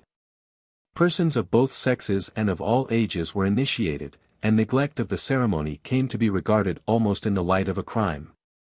Socrates and Demonax were reproached and looked upon with suspicion because they did not apply for initiation. Persians were always pointedly excluded from the ceremony. Athenians of both sexes were granted the privilege of initiation during childhood on the presentation of their father, but only the first degree of initiation was permitted. For the second and third degrees it was necessary to have arrived at full age. The Greeks looked upon initiation in much the same light as the majority of Christians look upon baptism. So great was the rush of candidates for initiation when the restrictions were relaxed that Cicero was able to write that the inhabitants of the most distant regions flocked to Eleusis in order to be initiated. Thus it became the custom with all Romans, who journeyed to Athens to take advantage of the opportunity to become initiates. Even the emperors of Rome, the official heads of the Roman religion, the masters of the world, came to the Eumolpides to proffer the request that they might receive the honor of initiation and become participants in the sacred mysteries revealed by the goddess. While Augustus, who was initiated in the year 21 BC, did not hesitate to show his antipathy towards the religion of the Egyptians, towards Judaism and Druidism, he was always scrupulous in observing the pledge of secrecy demanded of initiates into the Eleusinian Mysteries, and on one occasion, when it became necessary for some of the priests of the Eleusinian temple to proceed to Rome to plead before his tribunal on the question of privilege, and in the course of the evidence to speak of certain ceremonial in connection with the mysteries of which it was not lawful to speak in the presence of the uninitiated, he ordered every one who had not received the privilege of initiation to leave the tribunal so that he and the witnesses alone remained. The Eleusinian Mysteries were not deemed inimical to the welfare of the Roman Empire as were the religions of the Egyptians, Jews, and ancient Britons. Claudius, another imperial initiate, conceived the idea of transferring the scene of the mysteries to Rome, and, according to Suetonius, was about to put the project into execution. When it was ruled that it was obligatory that the principal scenic presentation of the mysteries must be celebrated on the ground trodden by the feet of Demeter and where the goddess herself had ordered her temple to be erected, the initiation of the Emperor Hadrian, who succeeded where Claudius had failed, in introducing the celebration of the mysteries into Rome, took place in AD 125, when he was present at the lesser mysteries in the spring and at the greater mysteries in the following autumn.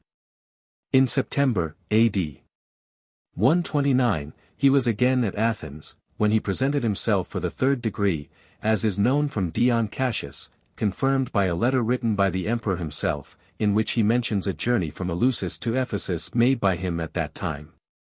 Hadrian is the only imperial initiate, so far as is known, who persevered and passed through all 3 degrees. Since he remained at Eleusis as long as it was possible for him to do so after the completion of his initiation, it is not rash to assume that he was inspired by something more than curiosity or even by a desire to show respect. It is uncertain whether the Emperor Antonin was initiated, although from an inscription it seems probable that he was and that he should be included in the list of imperial initiates. Both Marcus Aurelius and Commodus, father and son, were initiated at the same time, at the Lesser Mysteries in March, AD 176, and at the Greater Mysteries in the following September. Septimius Severus was initiated before he ascended the throne. There was, as stated, 3 degrees, and the ordinary procedure with regard to initiation was as follows. In the month of Anthesterion, the flower month of spring, corresponding with February-March, an applicant could, if approved, become an initiate into the first degree at the celebration of the Lesser Mysteries and take part in their celebration at the Eleusinian at Agra, near to Athens. The ceremony of initiation into this first degree was on a far less imposing scale than the ceremony of initiation into the second and third degrees at the Greater Mysteries. The candidate, however, had to keep chaste and unpolluted for 9 days prior to the ceremony, which each one attended wearing crowns and garlands of flowers and observed by offering prayers and sacrifices. Immediately previous to the celebration, the candidates for initiation were prepared by the mystagogues, the special teachers selected for the purpose from the families of the Eumolpides and Charices. They were instructed in the story of Demeter and Persephone, the character of the purification necessary and other preliminary rites, the fast days, with particulars of the food permissible and forbidden to be eaten, and the various sacrifices to be offered by and for them under the direction of the mystagogues. Without this preparation no one could be admitted to the mysteries. There was, however, neither secret doctrine nor dogmatic teaching in this preliminary instruction. Revelation came through contemplation of the sacred objects displayed during the ceremonies by the Hierophant, the meaning of which was communicated by means of the mystic formulae.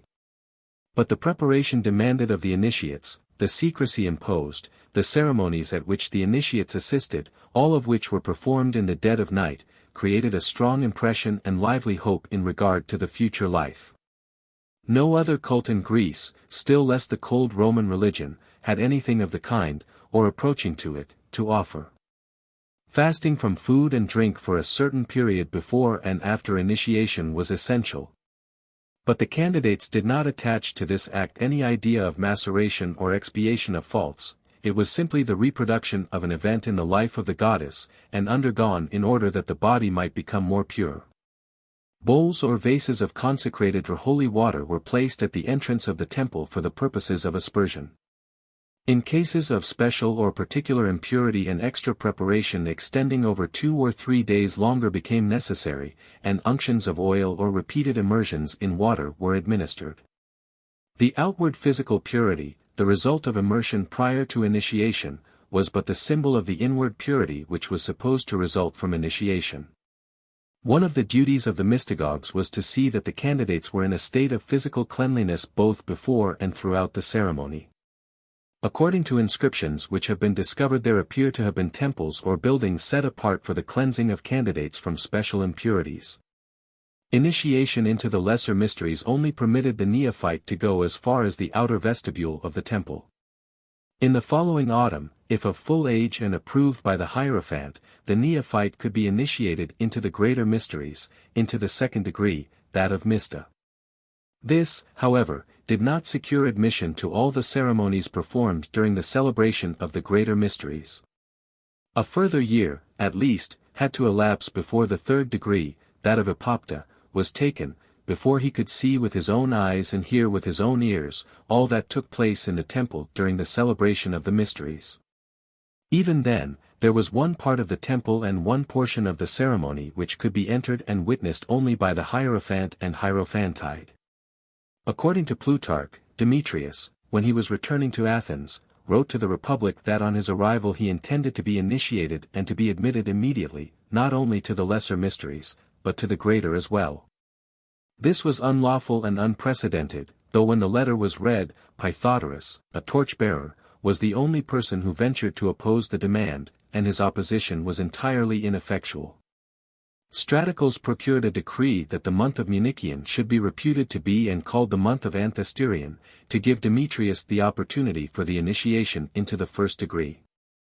This was done, whereupon a second decree was issued by which Munician was again changed into Bodromian, and Demetrius was admitted to the mysteries of the next degree. Philippides, the poet, satirized Stratocles in the words, "The man who can contract the whole year into 1 month," and Demetrius, with reference to his lodging in the Parthenon. In the words, "The man who turns the temples into inns and brings prostitutes into the company of the virgin goddess."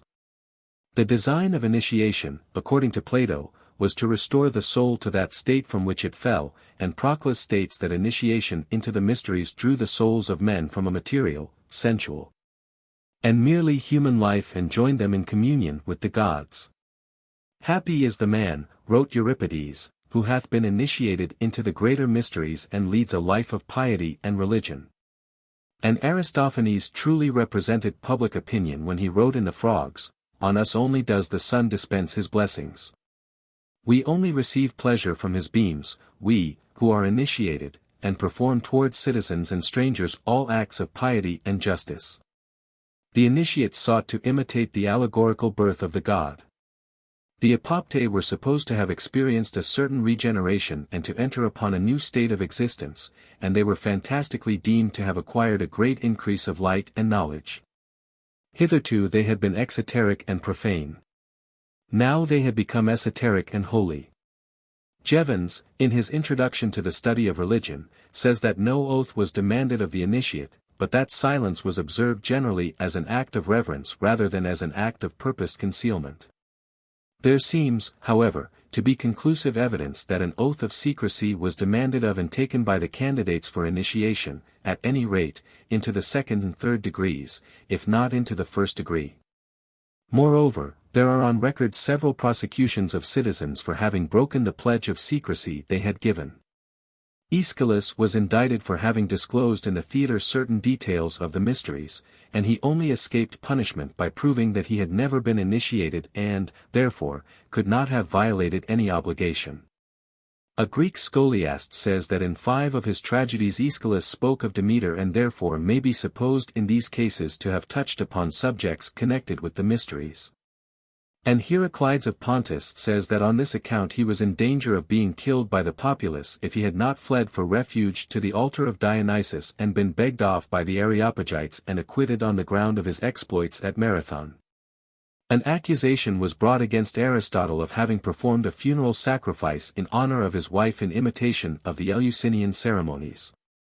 Alcibiades was charged with mimicking the sacred mysteries in one of his drunken revels, when he represented the Hierophant. Theodorus, one of his friends, represented the herald, and another, Politian, represented the Diduchos. Other companions attending as initiates and being addressed as Misti. The information against him ran. Thessalus, the son of Simon, of the ward of Laches, accuseth Alcibiades, the son of Clinion, of the ward of Scambones, of sacrilegiously offending the goddess Ceres and her daughter, Persephone, by counterfeiting their mysteries and showing them to his companions in his own house, wearing such a robe as the high priest does when he shows the holy things. He called himself high priest, as did Politian torchbearer, and Theodorus, of the ward of Thyges, herald, and the rest of his companions he called persons initiated and brethren of the secret. Therein acting contrary to the rules and ceremonies established by the Eumolpides, the heralds and priests at Eleusis. Alcibiades did not appear in answer to the charge, and he was condemned in his absence, an order being made that his goods were to be confiscated. This occurred in 415 BC.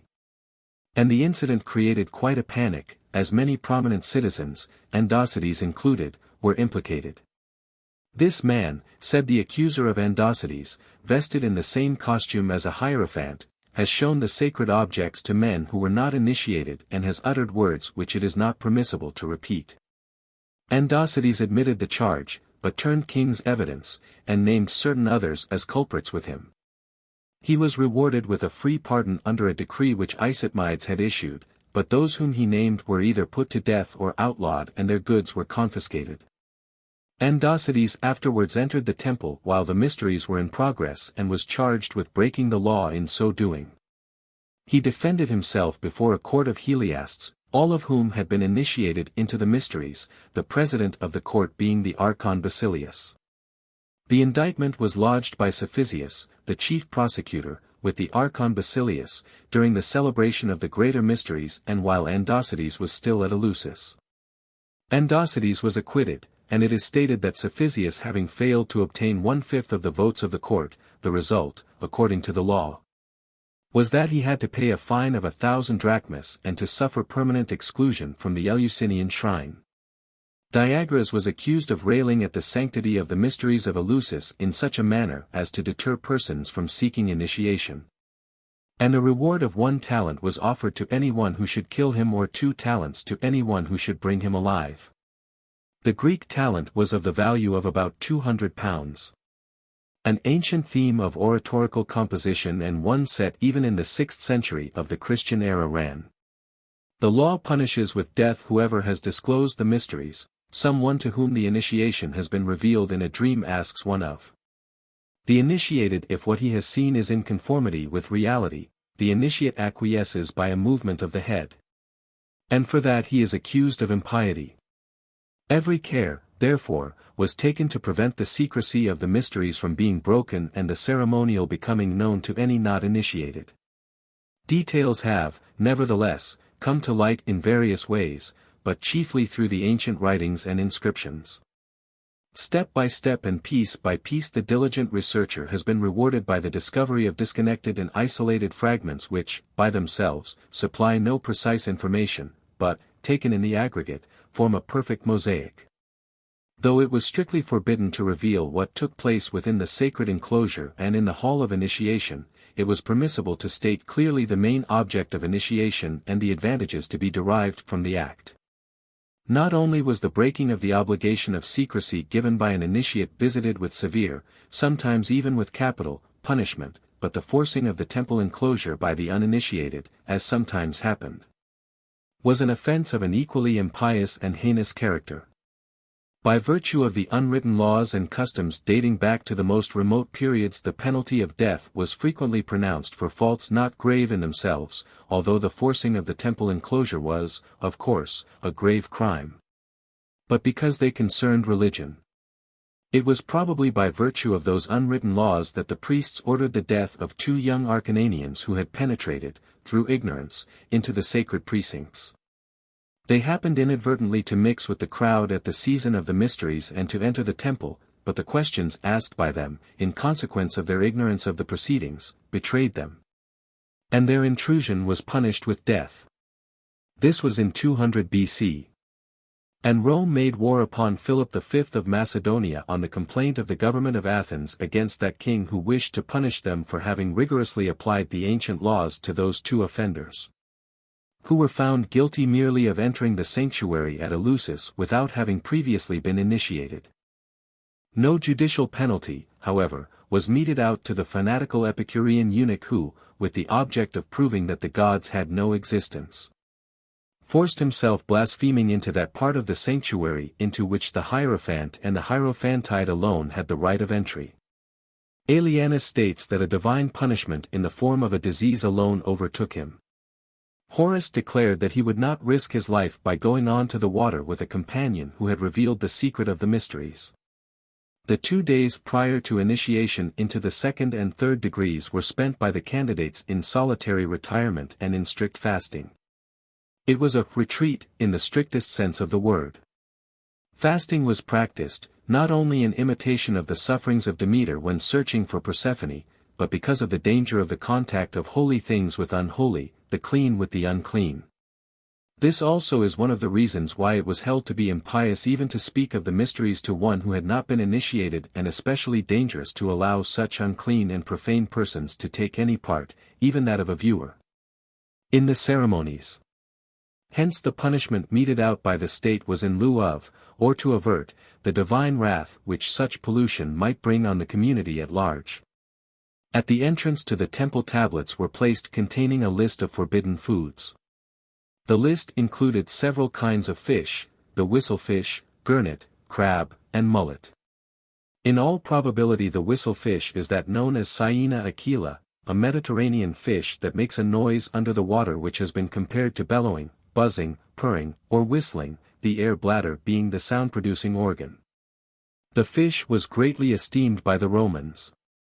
There is a large hyena, not Aquila, though very like it, in the fish gallery of the British Museum, Natural History, opposite the entrance from the Zoological Library. The whistlefish and crab were held to be impure, the first because it laid its eggs through the mouth, and the second because it ate filth which other fish rejected. The gurnet was rejected because of its fecundity as witnessed in its annual triple laying of eggs, but, according to some writers, it was rejected because it ate a fish which was poisonous to mankind. It may well be that other fish were interdicted, but Porphyry was probably exaggerating when he said that all fish were forbidden. Birds bred at home, such as chickens and pigeons, were also on the banned list, as were beans and certain vegetables which were forbidden for a mystical reason which Pausanias said he dare not reveal save to the initiated. The probable reason was that they were connected in some way with the wanderings of Demeter. Pomegranates were, of course, forbidden, from the incident of the eating of the pomegranate seeds by Persephone.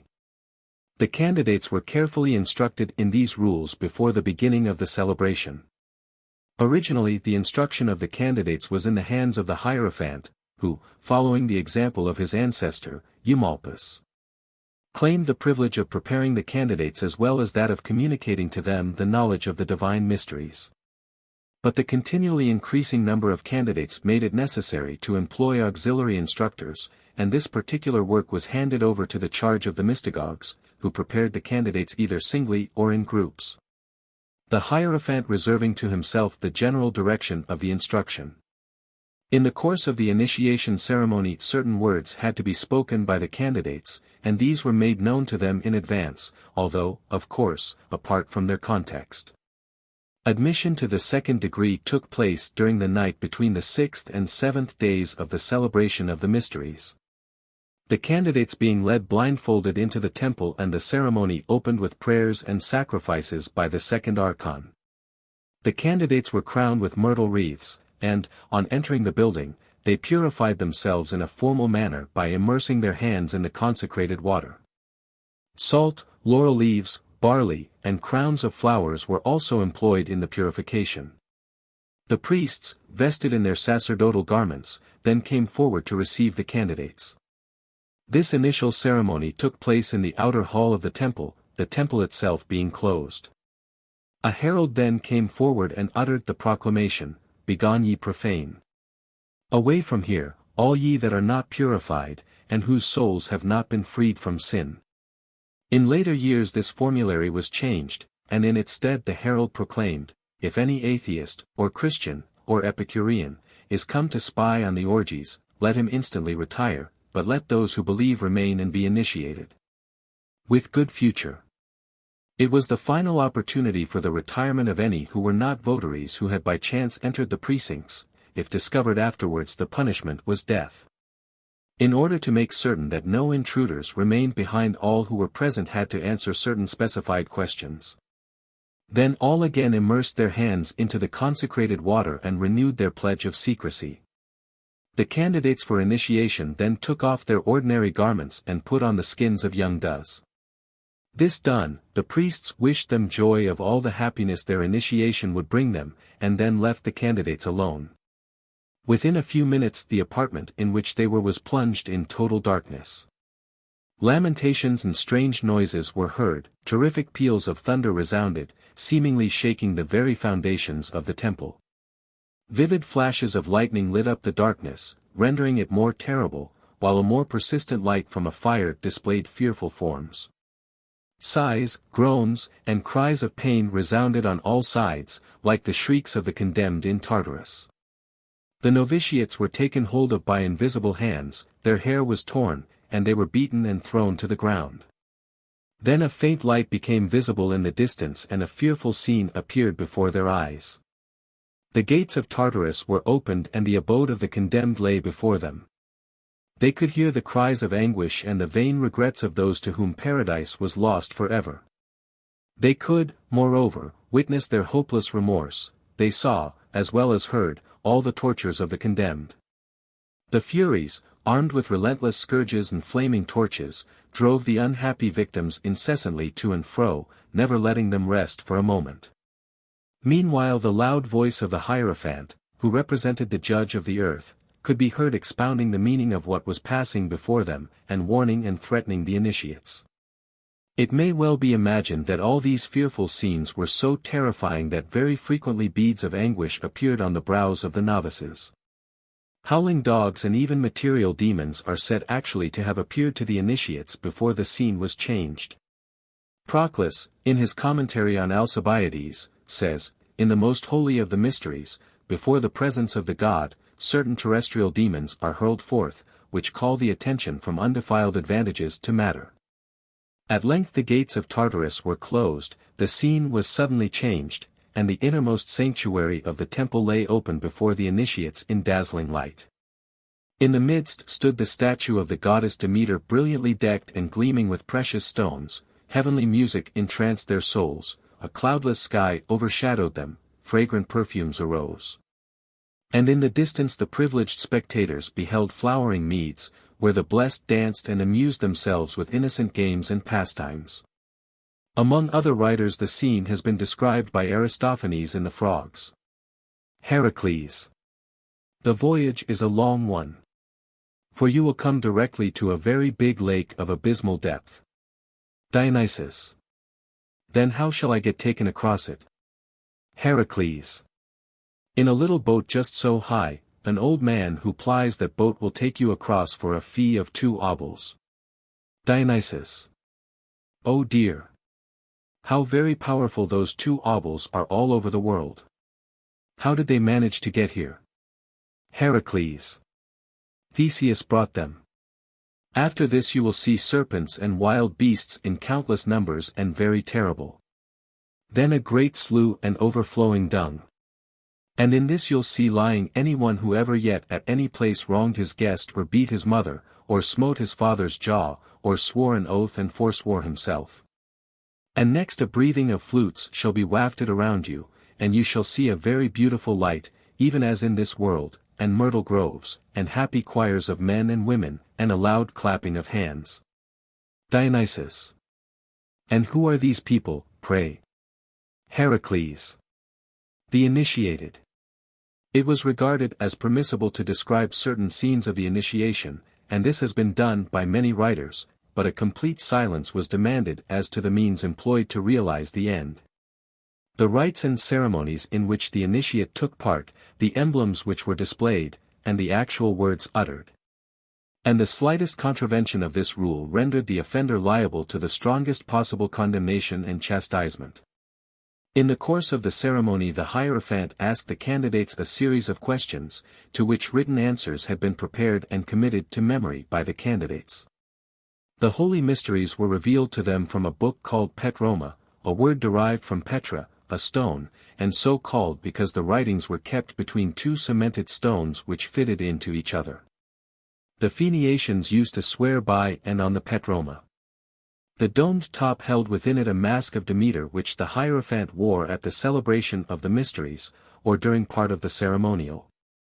The garments worn by the initiates during the ceremony were accounted sacred and equal to incantations and charms in their power to avert evils. Consequently they were never cast off until torn and tattered. Nor was it usual, even then, to throw them away, but it was customary to make them into swaddling clothes for children or to consecrate them to Demeter and Persephone. Admission to the 3rd degree took place during the night between the 7th and 8th days of the celebration of the greater mysteries. This, the final degree, with the exception of those called to be hierophants, was known as the degree of Epopta. Exactly in what the ceremonial consisted, save in one particular presently to be described, is unknown. Hippolytus is practically the only authority for the main incident of the degree. Certain words and signs were, however, communicated to the initiated which, it was stated, would, when pronounced at the hour of death, ensure the eternal happiness of the soul. The most solemn part of the ceremony was that which has been described by some writers as the hierogamy, or sacred marriage of Zeus and Demeter, although some have erroneously referred to it as the marriage of Pluto and Persephone. During the celebration of the mysteries the Hierophant and Hierophantide descended into a cave or deep recess and, after remaining there for a time, they returned to the assembly, surrounded seemingly by flames, and the Hierophant, displaying to the gaze of the initiated an ear of corn, exclaimed with a loud voice, "The divine Brimo has given birth to the holy child Brimos, the strong has brought forth strength." The scene was dramatic and symbolical, and there could have been nothing material in the incident.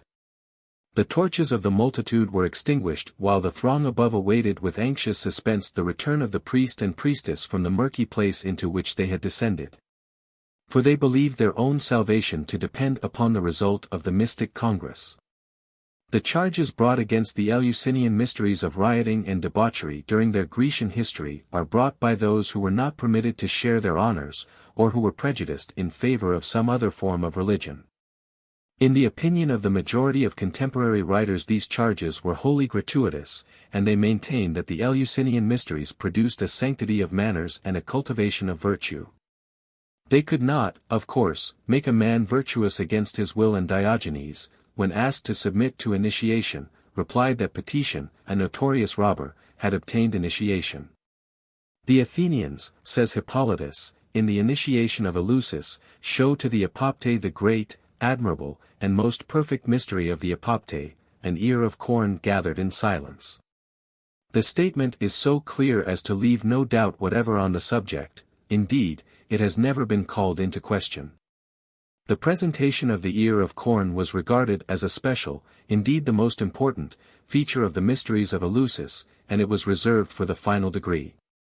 Much has been made of this incident by many who can see no beauty in pre-Christian or non-Christian systems of religion, their comments being based mainly on a statement of Gregory Nazianzus, who stands almost alone in discerning lewdness in the Eleusinian ceremonial.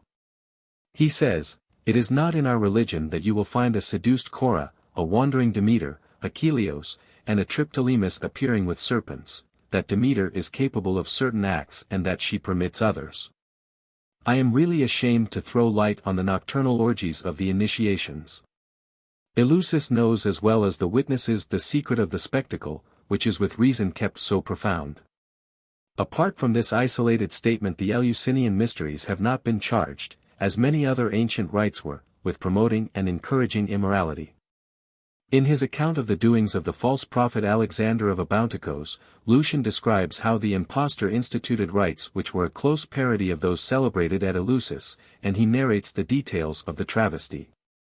Among the mimetic performances were not only the epiphany and birth of a god but the enactment of a sacred marriage. All preliminaries were gone through, and Lucian says that but for the abundance of lighted torches the marriage would actually have been consummated. The part of the Hierophant was taken by the false prophet himself. From the travesty it is evident that in the genuine mysteries, in silence, in darkness, and in perfect chastity the sacred marriage was symbolized, and that immediately afterwards the Hierophant came forward and standing in a blaze of torchlight made the announcement to the initiates. The name Brimo, expressed at full length Abramo, seems to be a variation of the compound term Abrimon, the lofty serpent goddess. The birth of Brimo, and the mighty deeds of the titanic hosts, the servitude of Jove, and the mysterious mountain rites of Cybele, when with distracted pace she sought through the wide world the beauteous Proserpine, the far-famed labors of the Machian Hercules, Thidian orgies, and the giant force of the dread Carabants, and the wanderings of Ceres, and the woes of Proserpine. With these I sung the gifts of the Cabri, the mysteries of Bacchus, and the praise of Lemnos, Samothrace, and lofty Cyprus, fair Adonian Venus, and the rites of dread Ogygian Praxedis, Arinian Minerva's nightly festival, and Egypt's sorrow for the lost Osiris. Orphic hymn. Dr. Jevons maintains that this ear of corn was the totem of Eleusis, and this view has been adopted by M. Renock, who says, "We find in the texts a certain trace not only of the cult but of the adoration and the exaltation, in the Christian meaning of the word, of the ear of corn." But he has omitted to quote the texts on which he relies for this assertion. It would be interesting to know why, among all the plants which die and revive in the course of a year, wheat was chosen for preference, why the ear more than the grain, why it should be emphasized that it was gathered For what reason the spectacle was reserved for the apopte, and in what manner it secured or ensured for the individual a blissful existence after death. The demonstration presupposes that the preceding rites were leading up to this supreme display. After this demonstration the apopte partook of barley meal flavored with pennyroyal, as a solemn form of communion with Demeter. According to Eustathius, the compound was a kind of thick gruel, half solid, half liquid. This done, each of the initiated repeated after the Hierophant the following words: I have fasted, I have drank Sicyon. I have taken from the cistos, and after having tasted of it I placed it in the calathos. I again took it from the calathos and put it back in the cistos. This formula, notwithstanding its length, is said to have been the password leading to the third degree. Justin Martyr gives the oath of initiation as follows: So help me heaven, the work of God who is great and wise, so help me the word of the Father which he spake when he established the whole universe in his wisdom. With this ceremony the third degree ended, save that the apopte were placed upon exalted seats, around which the priests circled in mystic dances. The day succeeding admission into the final degree was regarded as a rigorous fast, at the conclusion of which the apopte drank of the mystic Sicyon and ate of the sacred cakes. According to Theo of Smyrna, the full or complete initiation consisted of 5 steps or degrees, which he sets out as follows.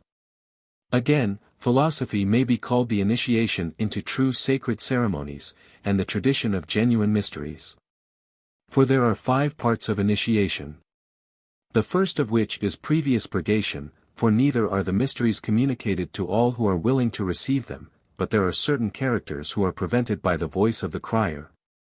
Such as those who possess impure hands and an inarticulate voice, since it is necessary that such as are not expelled from the mysteries should first be refined by certain purgations, but after purgation the tradition of the sacred rite succeeds.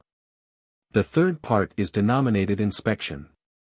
And the fourth, which is the end and design of inspection, is the binding of the head and fixing the crown, so that the initiated may, by this means, be enabled to communicate to others the sacred rites in which he has been instructed. Whether after this he becomes a torch-bearer, or an interpreter of the mysteries, or sustains some other part of the sacerdotal office. But the fifth, which is produced from all these, is friendship with divinity, and the enjoyment of that felicity which arises from intimate converse with the gods. According to Plato, purification is to be derived from the 5 mathematical disciplines, viz. arithmetic, geometry, stereometry, music, and astronomy. Apuleius is represented as saying to himself, I approached the confines of death. And, having crossed the threshold of Proserpine, I at length returned, borne along through all the elements. I beheld the sun shining in the dead of night with luminous splendor, I saw both the infernal and the celestial gods. I approached and adored them. Themistius represents initiation in the following words. Entering now the mystic dome, he is filled with horror and amazement. He is seized with solicitude and a total perplexity.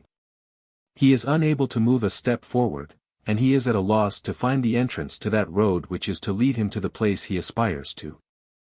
But now, in the midst of his perplexity, the prophet, Hierophant, suddenly lays open to him the space before the portals of the temple. Having thoroughly purified him, the Hierophant now discloses to the initiated a region all over illuminated and shining with a divine splendor. The cloud and thick darkness are dispersed. And the mind, which before was full of disconsolate obscurity, now emerges, as it were, into day, replete with light and cheerfulness, out of the profound depth into which it had been plunged. The fee for initiation was a minimum sum of 15 drachmas, a drachma being of the value of 7.3/4d, in addition to which there were the usual honoraria to be bestowed upon the various officials, to which reference has already been made. Presumably, also, gifts in kind were made to the principal officials, for an inscription of the 5th century BC. Found at Eleusis, reads, Let the Hierophant and the torch-bearer command that at the mysteries the Hellenes shall offer first fruits of their crops in accordance with ancestral usage. To those who do these things there shall be many good things, both good and abundant crops, whoever of them do not injure the Athenians, nor the city of Athens, nor the 2 goddesses. The telestrian or Hall of Initiation, sometimes called the Mystic Temple, was surrounded on all sides by steps, which presumably served as seats for the initiated while the sacred dramas and processions took place on the floor of the hall. These steps were partly built in and partly cut in the solid rock. In later times they appear to have been covered with marble. There were 2 doors on each side of the hall with the exception of the northwest, where the entrance was cut out of the solid rock, or rock terrace at a higher level adjoining it. This was probably the station of those not yet admitted to full initiation. The roof of the hall was carried by rows of columns which were more than once renewed. The hall itself did not accommodate more than 4,000 people. The building was perhaps more accurately described by Aristophanes, who called it, the house that welcomed the misty, and he carefully distinguished it from the temple of Demeter. It was not the dwelling place of any god, and it, therefore, did not contain any holy image. It was built for the celebration of a definite ritual, and the Eleusinian Hall of Initiation was therefore the only known church of antiquity, if by that term we mean the meeting place of the congregation. Mr. James Christie, in his work on Greek vases, contends that the phantasmal scenes in the mysteries were shown by transparencies, such as are yet used by the Chinese, Javanese, and Hindus. 5. Their mystical significance.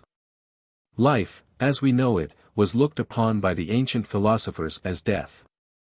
Plato considered the body as the sepulchre of the soul, and in the Cratylus acquiesces in the doctrine of Orpheus that the soul is punished through its union with the body. Empedocles, lamenting his connection with this corporeal world, pathetically exclaimed, "For this I weep, for this indulge my woe. That ere my soul such novel realms should know." He also calls this material abode, or the realms of generation, a joyless region, where slaughter, rage, and countless ills reside. Philolaus, the celebrated Pythagorean, wrote, "The ancient theologists and priests testify that the soul is united with the body for the sake of suffering punishment, and that it is buried in the body as in a sepulchre." While Pythagoras himself said, "Whatever we see when awake is death, and when asleep a dream." This is the truth intended to be expressed in the mysteries. Sallustius, the Neoplatonic philosopher, in his treatise Peri Theon Kai Cosmo, concerning the gods and the existing state of things, explains the rape of Persephone as signifying the descent of the soul. Other writers have explained the real element of the mysteries as consisting in the relations of the universe to the soul, more especially after death. Or as intimating obscurely by splendid visions the felicity of the soul here and hereafter when purified from the defilements of a material nature. The intention of all mystic ceremonies, according to Sallustius, was to conjoin the world and the gods. Plotinus says that to be plunged into matter is to descend and then fall asleep. The initiate had to withstand the demons and specters, which, in later times, illustrated the difficulties besetting the soul in its approach to the gods, so also the Wazarian had to repel or satisfy the mystic crocodiles, vipers, avenging assessors, demons of the gate, and other dread beings whom he encountered in his trying passage through the valley of the shadow of death. Pindar, speaking of the Eleusinian Mysteries, says, "Blessed is he who, on seeing those common concerns under the earth, knows both the end of life and the given end of Jupiter."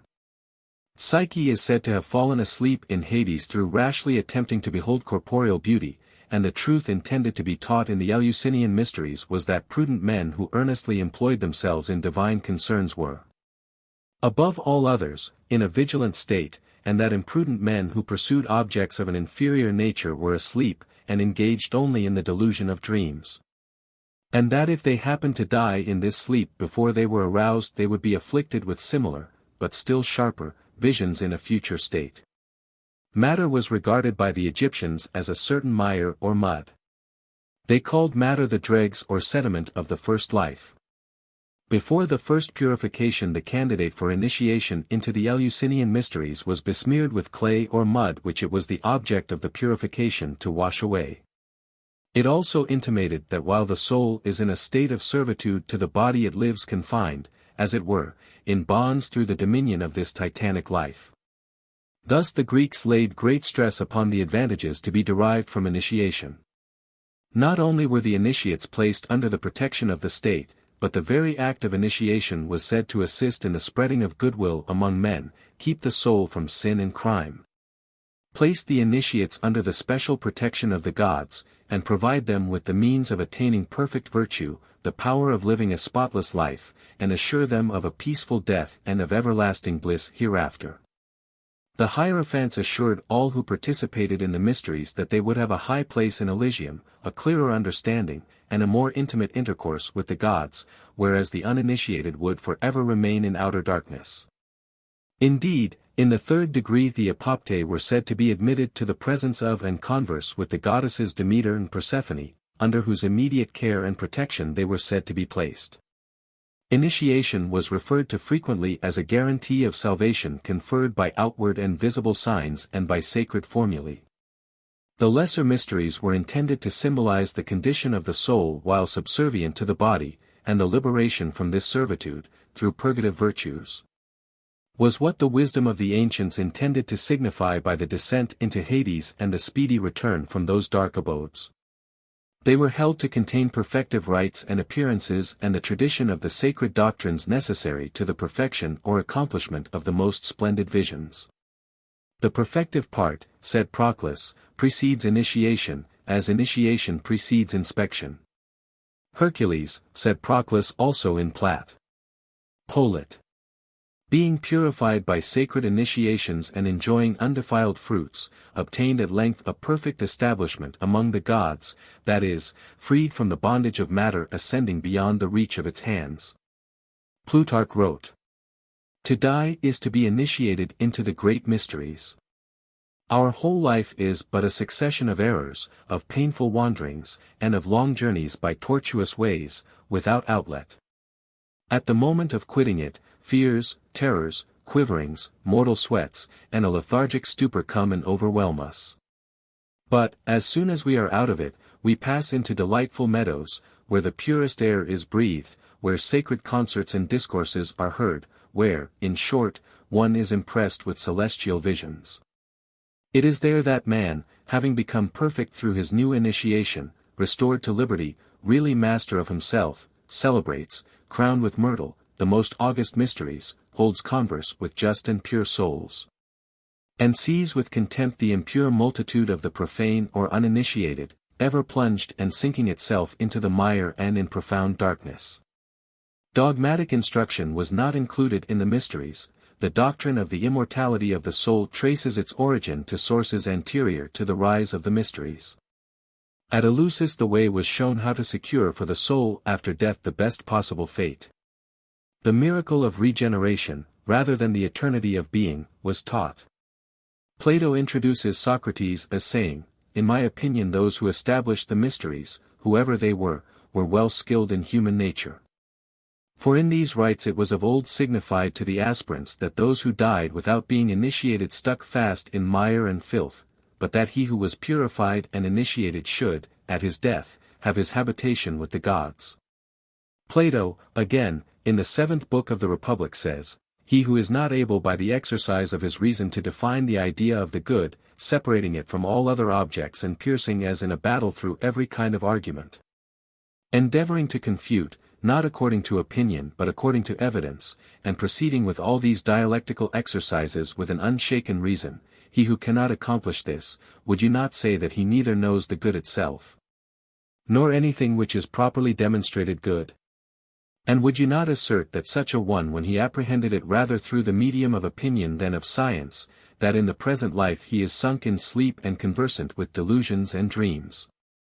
And that before he is roused to a vigilant state he will descend to Hades, and be overwhelmed with sleep perfectly profound?" Olympiodorus, in his M.S. Commentary on the Georges of Plato, says of the Elysian fields, "It is necessary to know that the Fortunate Islands are said to be raised above the sea. Hercules is reported to have accomplished his last labor in the Hesperian regions, signifying by this that, having vanquished an obscure and terrestrial life, he afterwards lived in open day, that is, in truth and resplendent light. So that he who in the present state vanquishes as much as possible a corporeal life, through the exercise of the cathartic virtues, passes in reality into the Fortunate Islands of the soul. and lives surrounded with the bright splendors of truth and wisdom proceeding from the Sun of Good. The esoteric teaching was not, of course, grasped by all the initiates. The majority merely recognized or grasped the exoteric doctrine of a future state of rewards and punishments. Virgil, in his description, in the Aeneid, of the mysteries, confines himself to the exoteric teaching. Aeneas, having passed over the Stygian lake, meets with the three-headed Cerberus.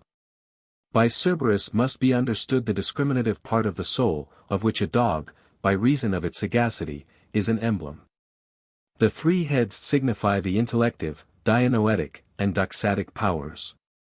He dragged the three-mouthed dog to upper day, i.e., by temperance, continence, and other virtues he drew upwards the various powers of the soul.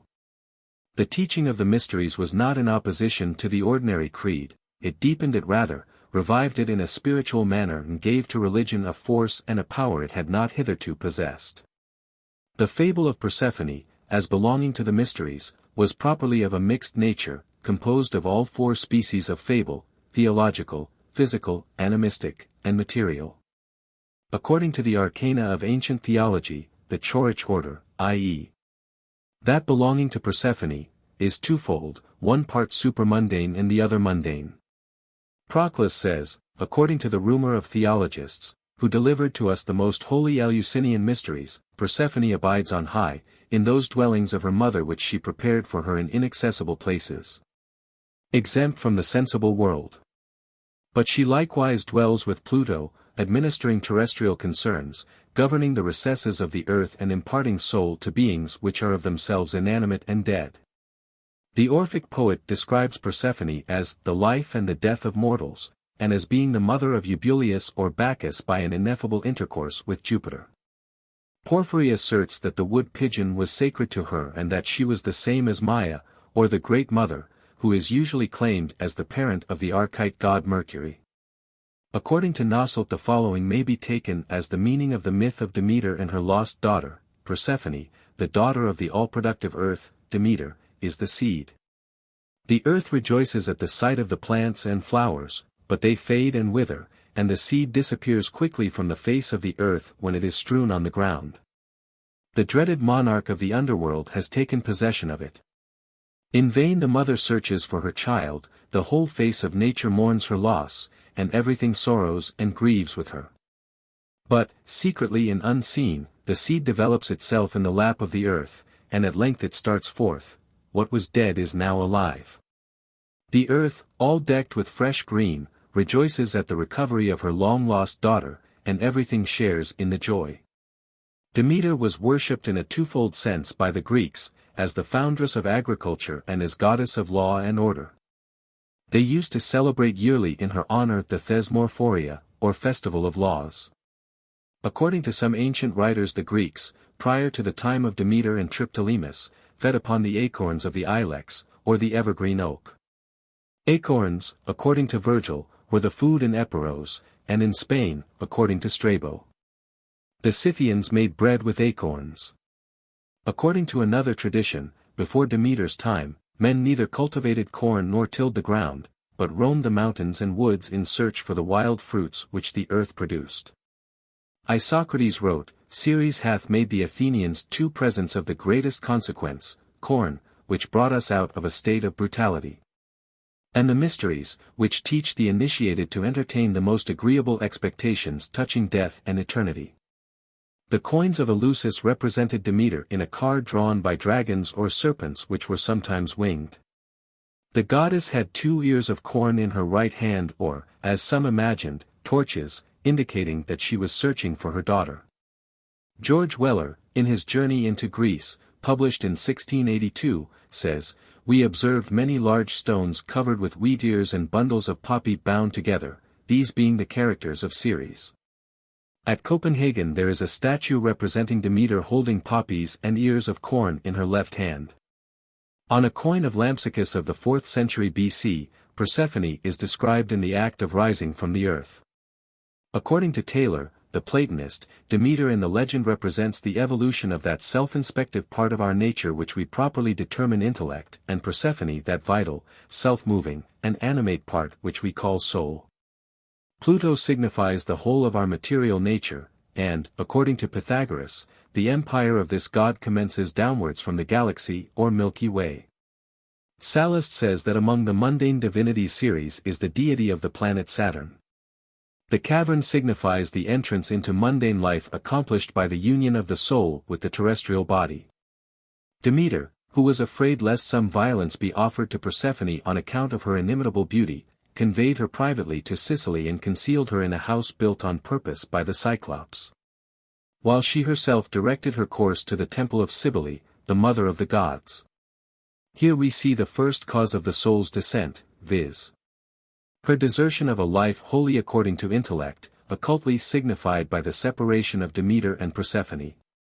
Afterwards Jupiter instructed Venus to go and betray Persephone from her retirement, that Pluto might be enabled to carry her away, and, to prevent any suspicion in the virgin's mind, he commanded Diana and Pallas to bear her company. The three goddesses on arrival found Persephone at work on a scarf for her mother, on which she had embroidered the primitive chaos and the formation of the world.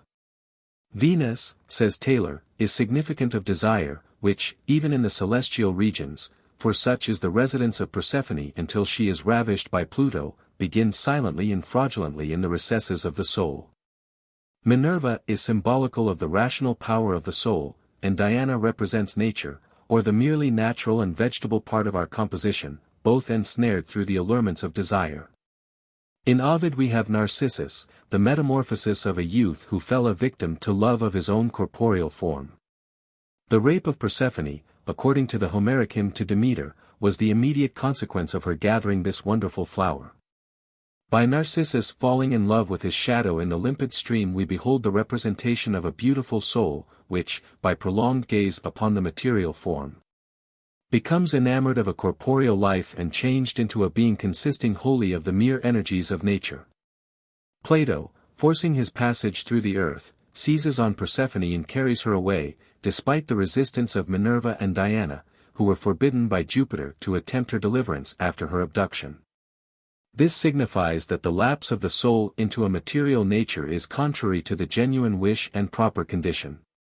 Pluto having hurried Persephone into the infernal regions, marriage succeeds. That is to say, the soul having sunk into the profundities of a material nature, unites with the dark tenement of the material body. Night is with great beauty and propriety introduced, standing by the nuptial couch and confirming the oblivious league. That is to say, the soul, by union with a material body, becomes familiar with darkness and subject to the empire of night. In consequence of which she dwells wholly with delusive phantoms until she breaks her fetters, is deprived of the perception of that which is real and true. The 9 days of the festival are said to be significant of the descent of the soul. The soul, in falling from her original, divine abode in the heavens, passes through 8 spheres, viz. the inerratic sphere and the 7 planets, assuming a different body and employing different energies in each, finally becoming connected with the sublunary world and a terrene body on the 9th. Demeter and the foundation of the art of tillage are said to signify the descent of intellect into the realms of generation, the greatest benefit and ornament which a material nature is capable of receiving. Without the possibility of the participation of intellect in the lower material sphere nothing but an irrational and a brutal life would subsist. But, according to some writers, the initiates into the 3rd degree were taught that the gods and goddesses were only dead mortals, subject while alive to the same passions and infirmities as themselves. And they were taught to look upon the supreme cause, the creator of the universe, as pervading all things by his virtue and governing all things by his power. Thus the meaning of mysts is given as, one who sees things in disguise, and that of epopt as, one who sees things as they are, without disguise. The epopt, after passing through the ceremonial of exaltation, was said to have received autopsia, or complete vision. Virgil declared that the secret of the mysteries was the unity of the Godhead, and Plato owned it to be difficult to find the creator of the universe, and, when found, impossible to discover him to all the world. Varro, in his work of religions, says that there were many truths which it was inconvenient for the state to be generally known, and many things which, though false, it was expedient the people should believe, and that, therefore, the Greeks shut up their mysteries in the silence of their sacred enclosures. The mysteries declared that the future life was not the shadowy, weary existence which it had hitherto been supposed to be, but that through the rites of purification and sacrifices of a sacramental character man could secure a better hope for the future. Thus the Eleusinian Mysteries became the chief agent in the conversion of the Greek world from the Homeric view of Hades to a more hopeful belief as to man's state after death. Tully promulgated a law forbidding nocturnal sacrifices in which women were permitted to take part, but made an express exception in favor of the Eleusinian Mysteries, giving as his reason, Athens hath produced many excellent, even divine inventions and applied them to the use of life, but she has given nothing better than those mysteries by which we are drawn from an irrational and savage life and tamed, as it were, and broken to humanity. They are truly called Ainetia, for they are indeed the beginnings of a life of reason and virtue. Secrecy was enjoined because it was regarded as essential that the profane should not be permitted to share the knowledge of the true nature of Demeter and Persephone. As if it were known that these goddesses were only mortal women, their worship would become contemptible. Cicero says that it was the humanity of Demeter and Persephone, their places of interment, and several facts of a like nature that were concealed with so much care.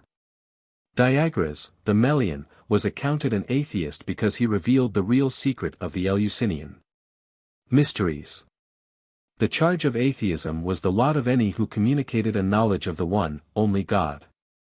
Pindar says, referring to the mysteries, "Happy is he who has seen these things before leaving this world, he realizes the beginning and the end of life, as ordained by Zeus."